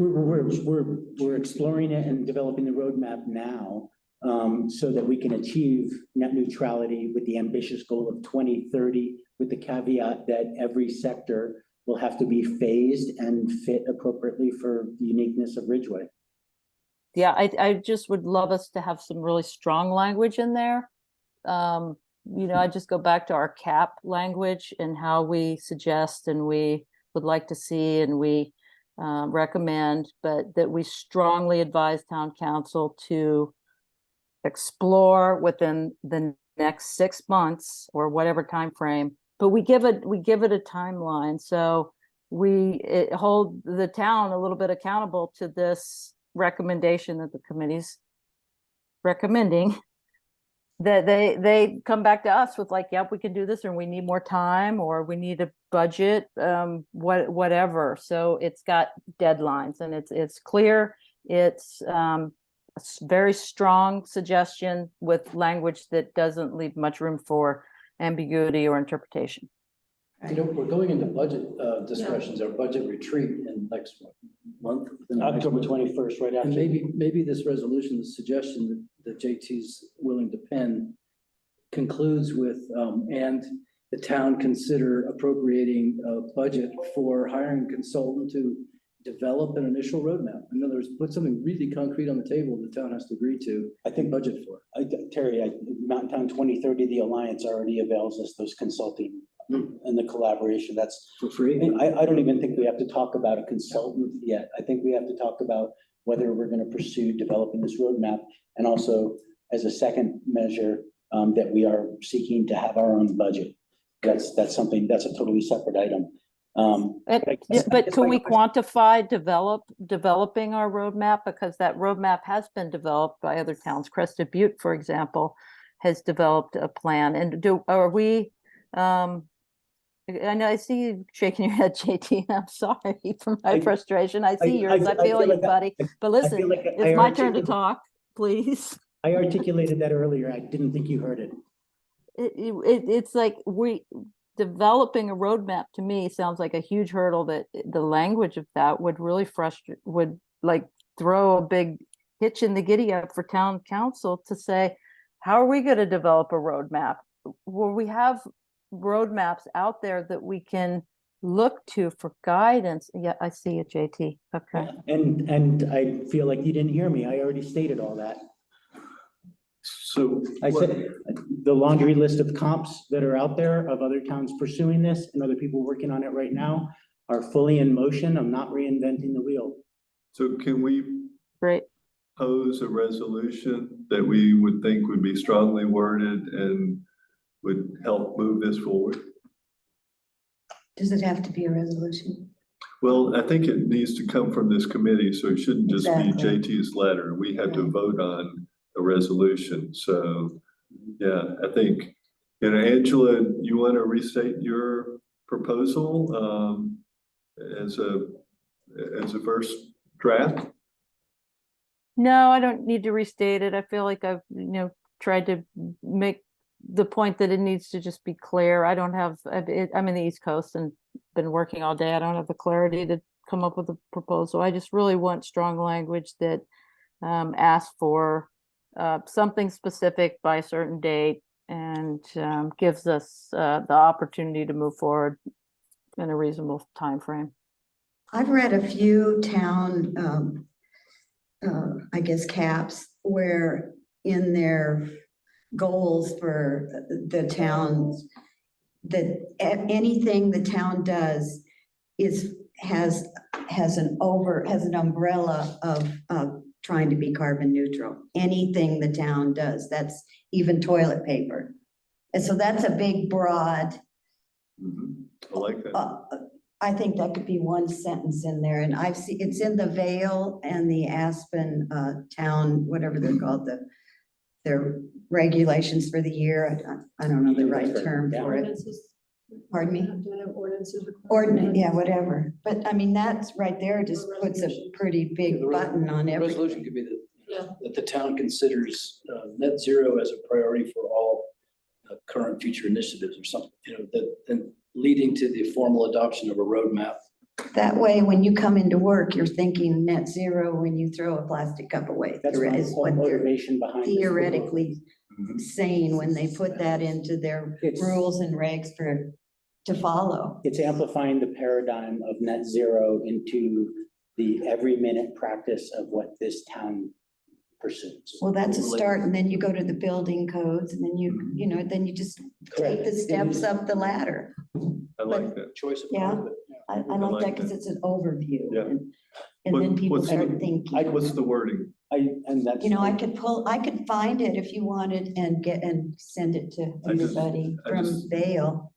Send it to me. I mean, I've been It's adding. just a simple statement, but I can't remember what it is. I have it at home. Guiding principle for all initiatives or something. Yeah, I'll find the ones I have, and then you guys can come up with, or we can come up with our own And I've been, wording. on the same token, I mean, those are the same things that I've been populating the Google Drive with since the get-go. Well, we've been pushing forever to change the wording in the fucking cap in Ridgway from, we encourage the building codes to where we require the building codes to be solar and electric. And Those- it happened. I really like Terry's nomenclature, his wording for adopt a roadmap rather than develop a roadmap. Okay, well, there we go. Noted. There's another word. Just a quick question, sorry. Maybe Angela or you, JT, no, but Angela, you're talking about roadmaps that have already been developed and the one in Crested Butte or the Paris Agreement and things like that. Are those roadmaps just more broad spectrum things like have all your buildings be electrified by a certain date and then like have all your transportation like green or sustainable, or I think like kind of similar to our cap, where our cap has all of these ideas of like what needs to happen, but they don't actually give us any like we don't necessarily always have direct paths for how to achieve that. The roadmaps that I'm familiar with right now, the ones that are being developed, specifically get into the weeds of every town's regulations and objectives and teases apart the language.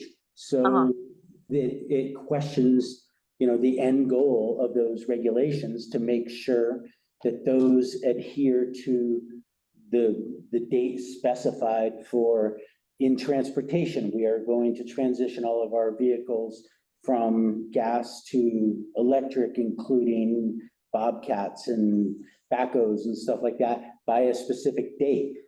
Those are the kind of things that this roadmap would force the hand of, with the understanding diplomatically and the parameters financially of what a town can achieve and what it can't. But at least it sets it as a priority. It forces the hand for those things to be considered, and not like in my role, every time a budgetary piece comes up, that we have to ask the question, have you considered electric skid steers? This roadmap would force the overlay, the paradigm of the goals into the discussion of every single decision. Even mundane purchasing decisions, kind of to Dana's point, if the town facility person says, I need to buy, a year's supply of toilet paper, make sure that the sustainability goals are overlay in that purchasing decision, whether it be if they're gonna have to buy a shovel or a rake, they have to use this as a filter to decide between choices. That's a of good what to word, purchase. filter. I mean, if you pop open the cap from Eco Action Partners, their core areas, community engagement, energy supply, buildings, transportation, waste, food, water, land. Those are the general things that you were speaking to, Joyce. My goal with this is to make sure that this gets applied down to the letter of the regulatory process and the purchasing processes within the Ridgway. I want it to be ambitious. I want to force the conversation. No, I like it. I think it's great. I just wanted to make sure I totally support it.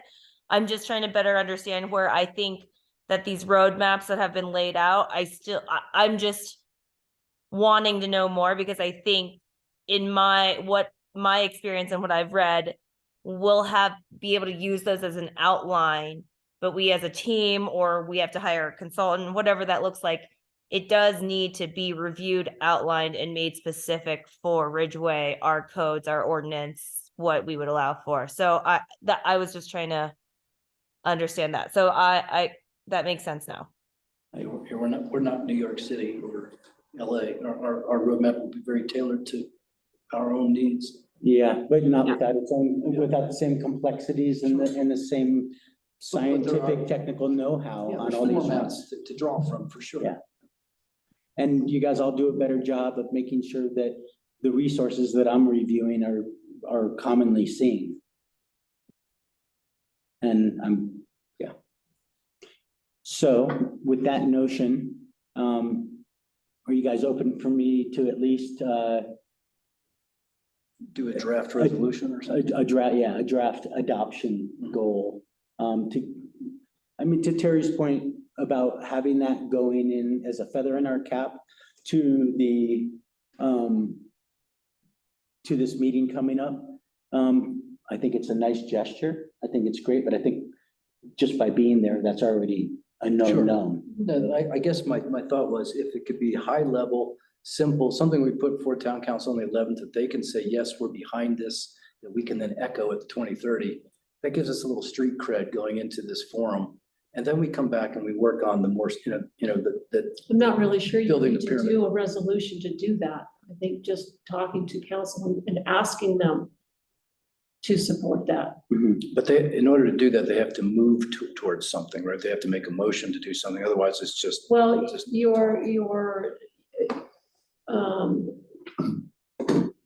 you're at this point just looking to adopt a roadmap. You don't have a roadmap yet.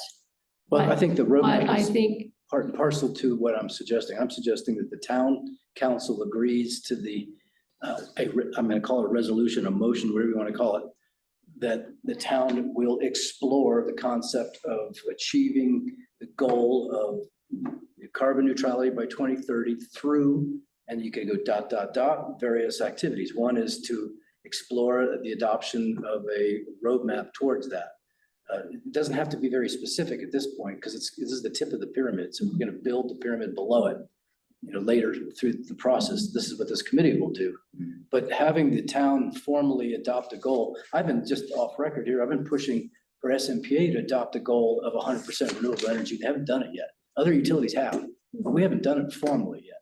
And it's because it just hasn't risen to the level of board approval yet. But I think if town council could somehow get behind a very high level notion, it also gives marching orders to this committee. I don't want to be. Yeah, just- and my turn, I'm sorry.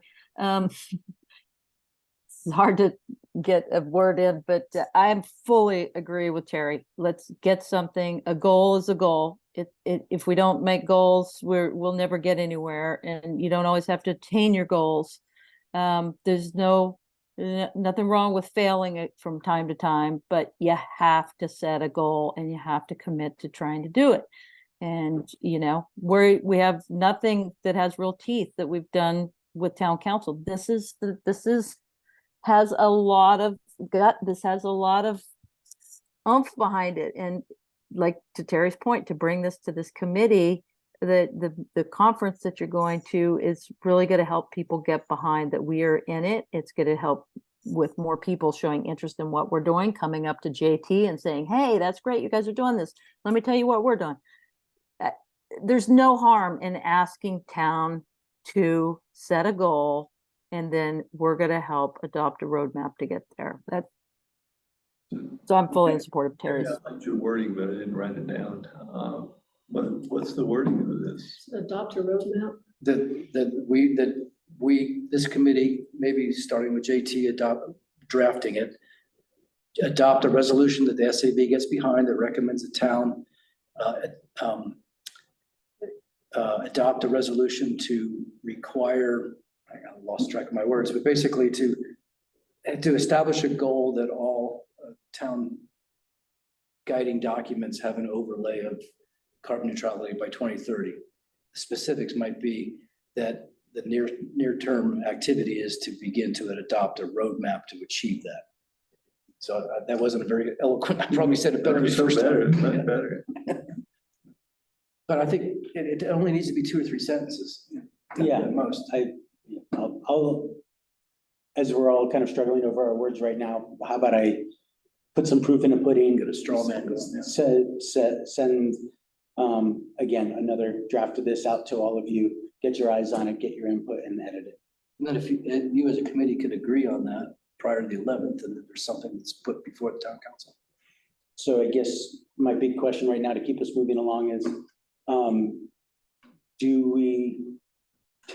does the Sustainability Advisory Board want me to draft a letter for the council for next week to get their support and blessing to pursue adopting a roadmap towards carbon neutrality for the town of Ridgway? Yes. Somebody make a motion? I'll make a motion that JT drafts the resolution to present to town council that we review prior to the next meeting with a succinct recommendation to town council.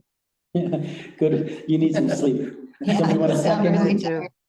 Somebody want to second that one on to the East Coast? Sure, I'll second.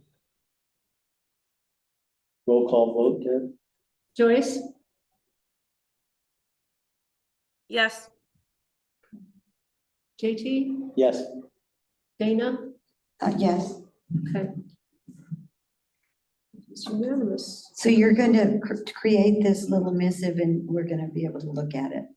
As fast as I possibly Well, can. it can't be more than a word or two, but Yeah, but I'm a writer and I'd like to think about Okay. it very clearly and I'll glean language from the other things Other- that I've been. exactly. And forceful. My whole goal here is to make the town more accountable. I think this is great, and I think it becomes the guiding light. for We're this finally SAB talking committee. about doing something. It's awesome. Thank you, JT, for volunteering to put all those together. I've been trying to find my feet to keep us moving forward with strong legs. I've had knee surgery, so I can't do Terry's out. Your legs look really strong from here. Thanks. Okay, guys. So shall we move on to the next? Within that item number one, though, is there anything else we want to lump into that practically for the 2024 work plan? The priorities of SAB, or is this strong enough right now for us to move forward? I think what you're proposing is strong enough for that. You're going to lay out some things. It doesn't necessarily have to be laid out in this letter to council, Not all of it, yeah. but by the next meeting, we should have some clear line item, Mhm. as we do in the plan from last year. Really a little more detailed. Specific goals Yeah, that are accomplishable. yeah. Okay, you guys, just so you know, you're not going to see anything from me until tomorrow night because I actually have to go work in Bedrock tomorrow, early tomorrow What's in morning. bedrock? Long story. Are you buying the store? So, Barn. I'm sorry. I was gonna go on to the next agenda item. So yeah, we're at 6:57 PM, and so let's. We're kind of at our time limit here. So item number 3, does anybody, this is regarding the proposed budget for 2024 to get Sustainability Advisory Board a specific allotment of cash from the budget leading into 2024. So what we need to provide to council is not just a number. We need a specific list of what those funds will be used for. So I know that you guys have talked about training, you talked about conferences, you talked about educational materials. Exploring a roadmap. So those are the kind of things that you'll need to state what kind of funds you're looking for and what are they gonna be used for? Yeah, so how about we go around one at a time, starting again online with Angela and Joyce. Are you still there? Yep. Angela, so we can cut you loose and go to sleep. Can you share what you would foresee the Sustainability Advisory Board spending money on? And I'll write this stuff down.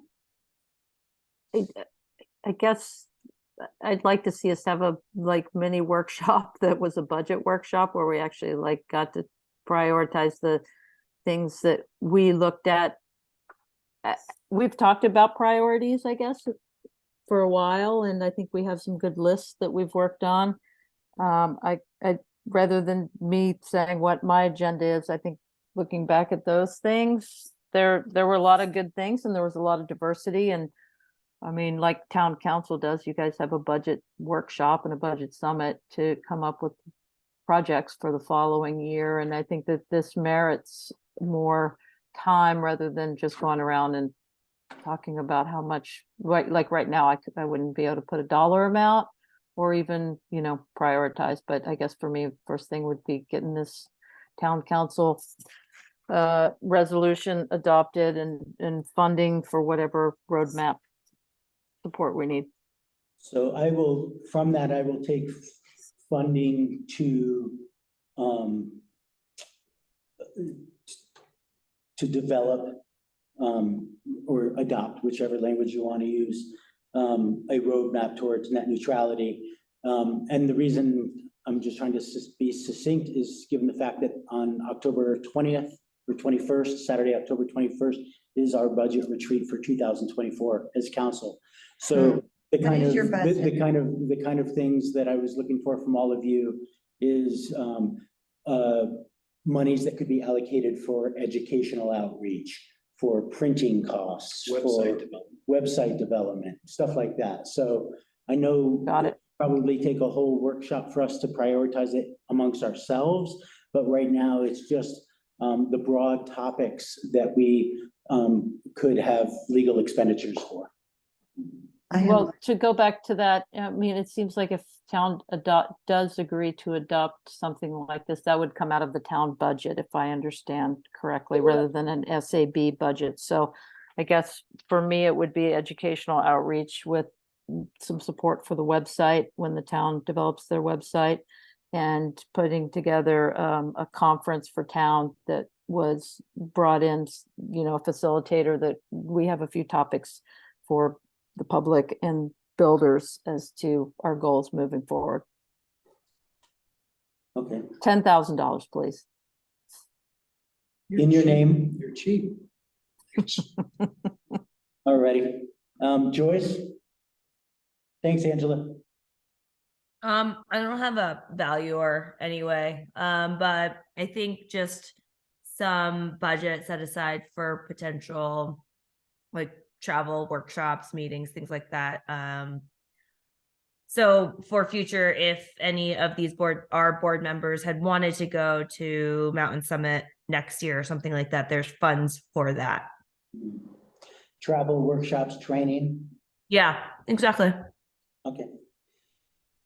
Cool. Moving on. Dana? Yeah, money for a climate facilitator or consultant that will help us get to net zero in a realistic time. Right? So, okay. I see all sorts of those other things feeding into that as well. Anything else, Dana? Just money for wine. Wine for the meetings. You're here. I don't get to. Wine. Wine. Wine money. Pass. I'll take care of you. Wine money. Dave? Money for events and Like your ride things share. related to events like advertising. Yeah, So do you have any specific like thoughts on events? I know you said something about like an Earth Day event. You talked about another. So I think those questions are kind of come up as to what do you, a sustainability, yeah, what did we call it before? fair, I don't know, right. yeah. Well, I Just mean, got tired. I think Because I know it The was, conference. Preston was very specific to say you need some, Mhm. what is it, how much? well, I think Yeah, which is Yeah. what we do in a budget session. Right. is specific line items. So Deb, can I put a, potential Events. conference monies? Yeah. Event conference, Yeah. Town. How much did the event, the electric vehicle event cost? The main cost, well, the town bore some of the costs for the advertising. Rock actually paid maybe $150 for the lunch for all the participants. So that's, we pull money from different areas. The town did come in and assist with the advertising cost. do you have a number for that? I think our ad was 485 or something like that. For the quarter page ad, and then we just did our regular. $2,000 per event times 2 Yeah. events, that's $4,000. Maybe we could co-op with Terry and SMPA and do a event that brings in the vendors that are providing rebates, because that electric vehicle festival was incredibly helpful for me. I purchased an electric vehicle as a result, and to have the vendors there, like the heat pump guys were there, and I got to talk to them, to bring in all the vendors of the folks that are providing rebates to educate the public a little bit and see some of the product and, get on a list to get called, all that kind of stuff. I mean, that had pretty good turnout. And I think it was pretty grassroots. So stuff like that we can get out the word and education at a grassroots level. So we have a consensus for events and symposiums. That's what we're just trying to get to on the bullets right now. And I would propose that you put any consulting would be under the town consulting, not under SAB. This is more for what the committee is wanting to spend on, on functions, on training, on that sort of thing. The consultant would be to get the town, because the town would be adopting whatever, the net zero. So then it would be the town who would be, it wouldn't be the committee that would need the funds, is what I'm saying. It So would in be the town itself. in a practical matter, then the general. if we get to a point in our roadmap, we need a consultant, we need the money Then for that- that, then we come back But to when the you guys go council. into budget, then you want to make sure that you talk about that. So I think it's worth delineating that here, because the SAB be the one to guide the consultant with the Exactly. town. It should They at would, least but be it's, yeah, but noted it would somewhere. not be actually be an SAB fund in their, it would be a I'm town. not sure why, though. Why couldn't it? Why wouldn't? Well, it could, You would have to put that out to bid. You'd yeah. have, Yeah, that's why I was Can asking you for at the least practical note side. it as There'd some be kind of requests for an proposals, there would be probably a larger You could price put tag, this like, in as a request, but it wouldn't be Set as a aside. request for funding for SAB. It would be a request Request for for the funding town. from the town for, yeah, yeah, got it. So we, not for the committee itself, for the On the- board itself. on the flip side of that, then the SAB would not be hiring a consultant specifically. It would be the It would be the town, town, as Joyce, I think, was that Joyce who said that? yes, yeah. It would have to go out to bid. okay. So I have a All right. suggestion regarding the outreach, with a specific idea.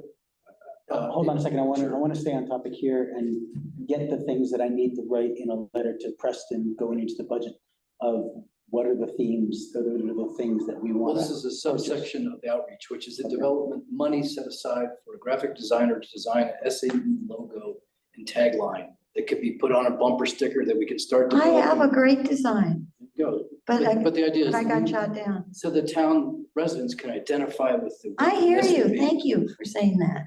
I have an adorable design for a logo.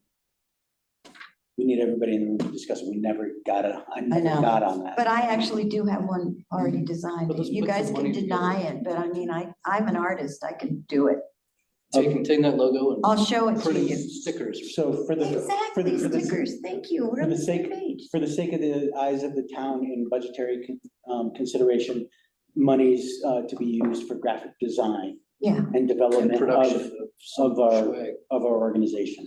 Of our. swag, yeah. Logo. Cats with this. Hats, Okay, something along anything those else lines. people want to throw in regarding into the kitchen sink as far as what we might spend money on, like, Back to wine. Yeah. okay, wine, okay, there we Well, go. we Call should that a maybe pass. get some cheese with the wine. Not that, Cheese, not that'd that be- You age. have advertising, you have Food. events. Travel workshop, Travel. training, climate facilitator, events and advertising, Mhm. events, conferences, again, we've done it, advertising in general, monies. And then graphic design, so basically And- administrative development. And then, you'll need a number associated with that. It's a bit tangential, but in the last town council meeting, we adopted or approved a renewal of the SMPA franchise fee, which is where SMPA on behalf of the town collects money from every town resident, and it goes into the town general fund. And I proposed in the meeting, or at least I brought up the idea that that money ought to be earmarked for some specific purpose. And I think one of the suggestions that you might put in this letter is that they think about using earmarked money from the franchise fee to pay for this budget. So rather than it coming out of just general funds, it's coming out of a specific revenue source. Because it's not being used for anything specific right now, it just goes into our overall big kettle. So this is a that's- practical question. By the way, that's That's what good to So council, know then do that. I request, on that note, do I request to Preston that that be considered, that franchise monies be You used? can in request consideration? that if you like, yeah. I mean, you can- town of Mountain Village Request and whatever you town want. Telluride use their franchise fees for this purpose, for sustainability and environmental, progress. So we have a dedicated funding source for the budget. Alrighty, and so I don't have to ask him specifically, will this money come from general fund? or No, goes on to- you know, there's gonna be, once you get this, once the board gets this to Preston, he'll review it and he'll reach out to get him to ask any specific questions, what he needs before it goes to council. I figured there'd be some back and forth. Yeah, there'll be some. Okay, so does anybody intuitively have a sense of what we should ask for money-wise? What do you think we would spend in calendar year 2024? 35K. And here, the caveat that I was going to throw into this as well is that in most recent council meeting, Uncompahgre Water came in front of the council to ask for their monies to be, I think she just asked for the same amount and not even an increase, which was like in the order of like $10,000 or something like that.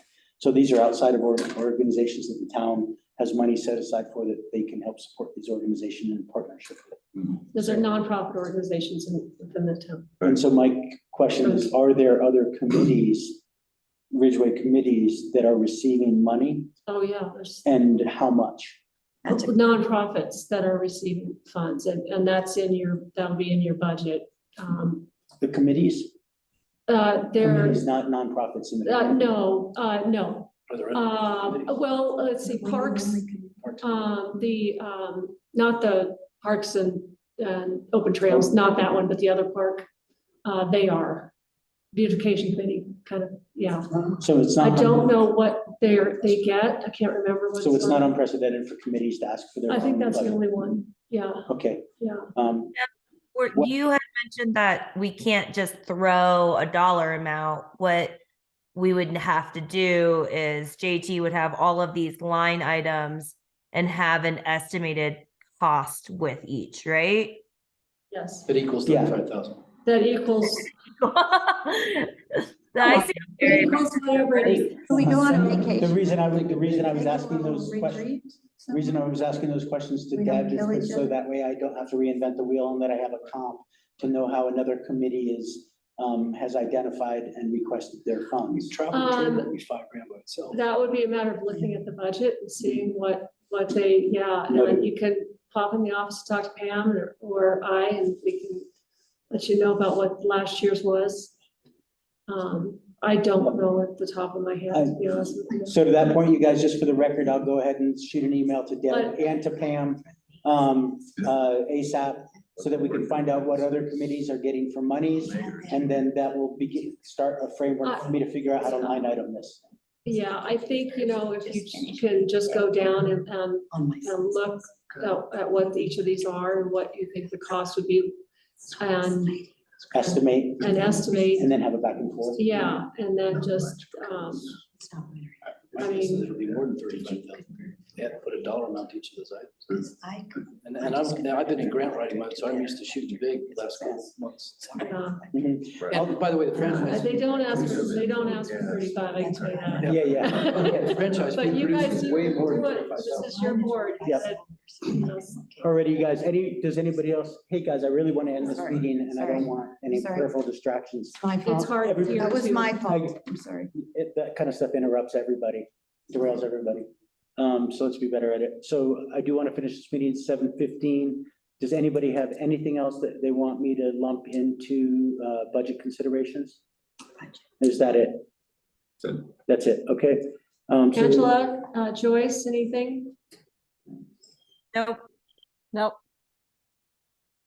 Alrighty, I'm gonna make a motion that we delay item number 5, the Youth Advisory Board participation to our next meeting. Or And also item number 4 for the terms of office. And maybe we can get people's input on that in an email. I think we can just Right. discuss it at our next. Okay, discuss it at the Let's next meeting. just do this as a discussion at our next meeting. And with that said, then let's move on to item number 6 and somebody to make a motion to approve the minutes from the September 6, 2023 meetings. Sure. I'll make that motion. I'll say. So moved. I haven't read them. I wasn't at the Alrighty. meeting. All those in favor? I, Joyce, Yes. Angela, Yes. and Yes, JT. aye. and with that, oh, Deb has one more thing. Just one really quick thing. So you're all aware that Vicky's no longer on the SAB. So we have an option to consider getting another board member, or we can stick with what we have right now. So we don't need to make that decision right now, but it's something, because our board is set up to where we can have as many as 7, but we don't have to have 7. Yeah. So it's just something to consider for the next meeting, if there's any thought on going out and looking publicly for, because we'd have to post that. Well, So let's discuss that. and I also think for next meeting, we really need to discuss about rotating That's on the agenda. members. It's not, that's what the terms of office is. Yeah, because I talked to John Clark and he said, well, that was an oversight Yeah. that we would want. And it's really what, how Okay. we want to do it, how you Yeah. guys want to set it up, and we can make that recommendation, so. Yeah. Something else to think about. Anything else from Zoom? Nothing from me. No, I'm good, guys. It was a good meeting. I was interested to hear what's going on with you folks. So yeah, good to listen in. Excited about what y'all are doing. Thanks, Sean. Appreciate it. Thanks for coming. Yeah. Nothing for me. All right. Thanks. And with that, then I will adjourn the Wednesday, October 4th, 2023 meeting of the Ridgway Sustainability Advisory Board. Thanks, everybody. 7:17 That was a PM. good, this was a good meeting. This is one of the 10-4, first that meetings was where I good. think 10-4. we hashed Thank you, everyone. Good, buddy. All right. Okay. Um,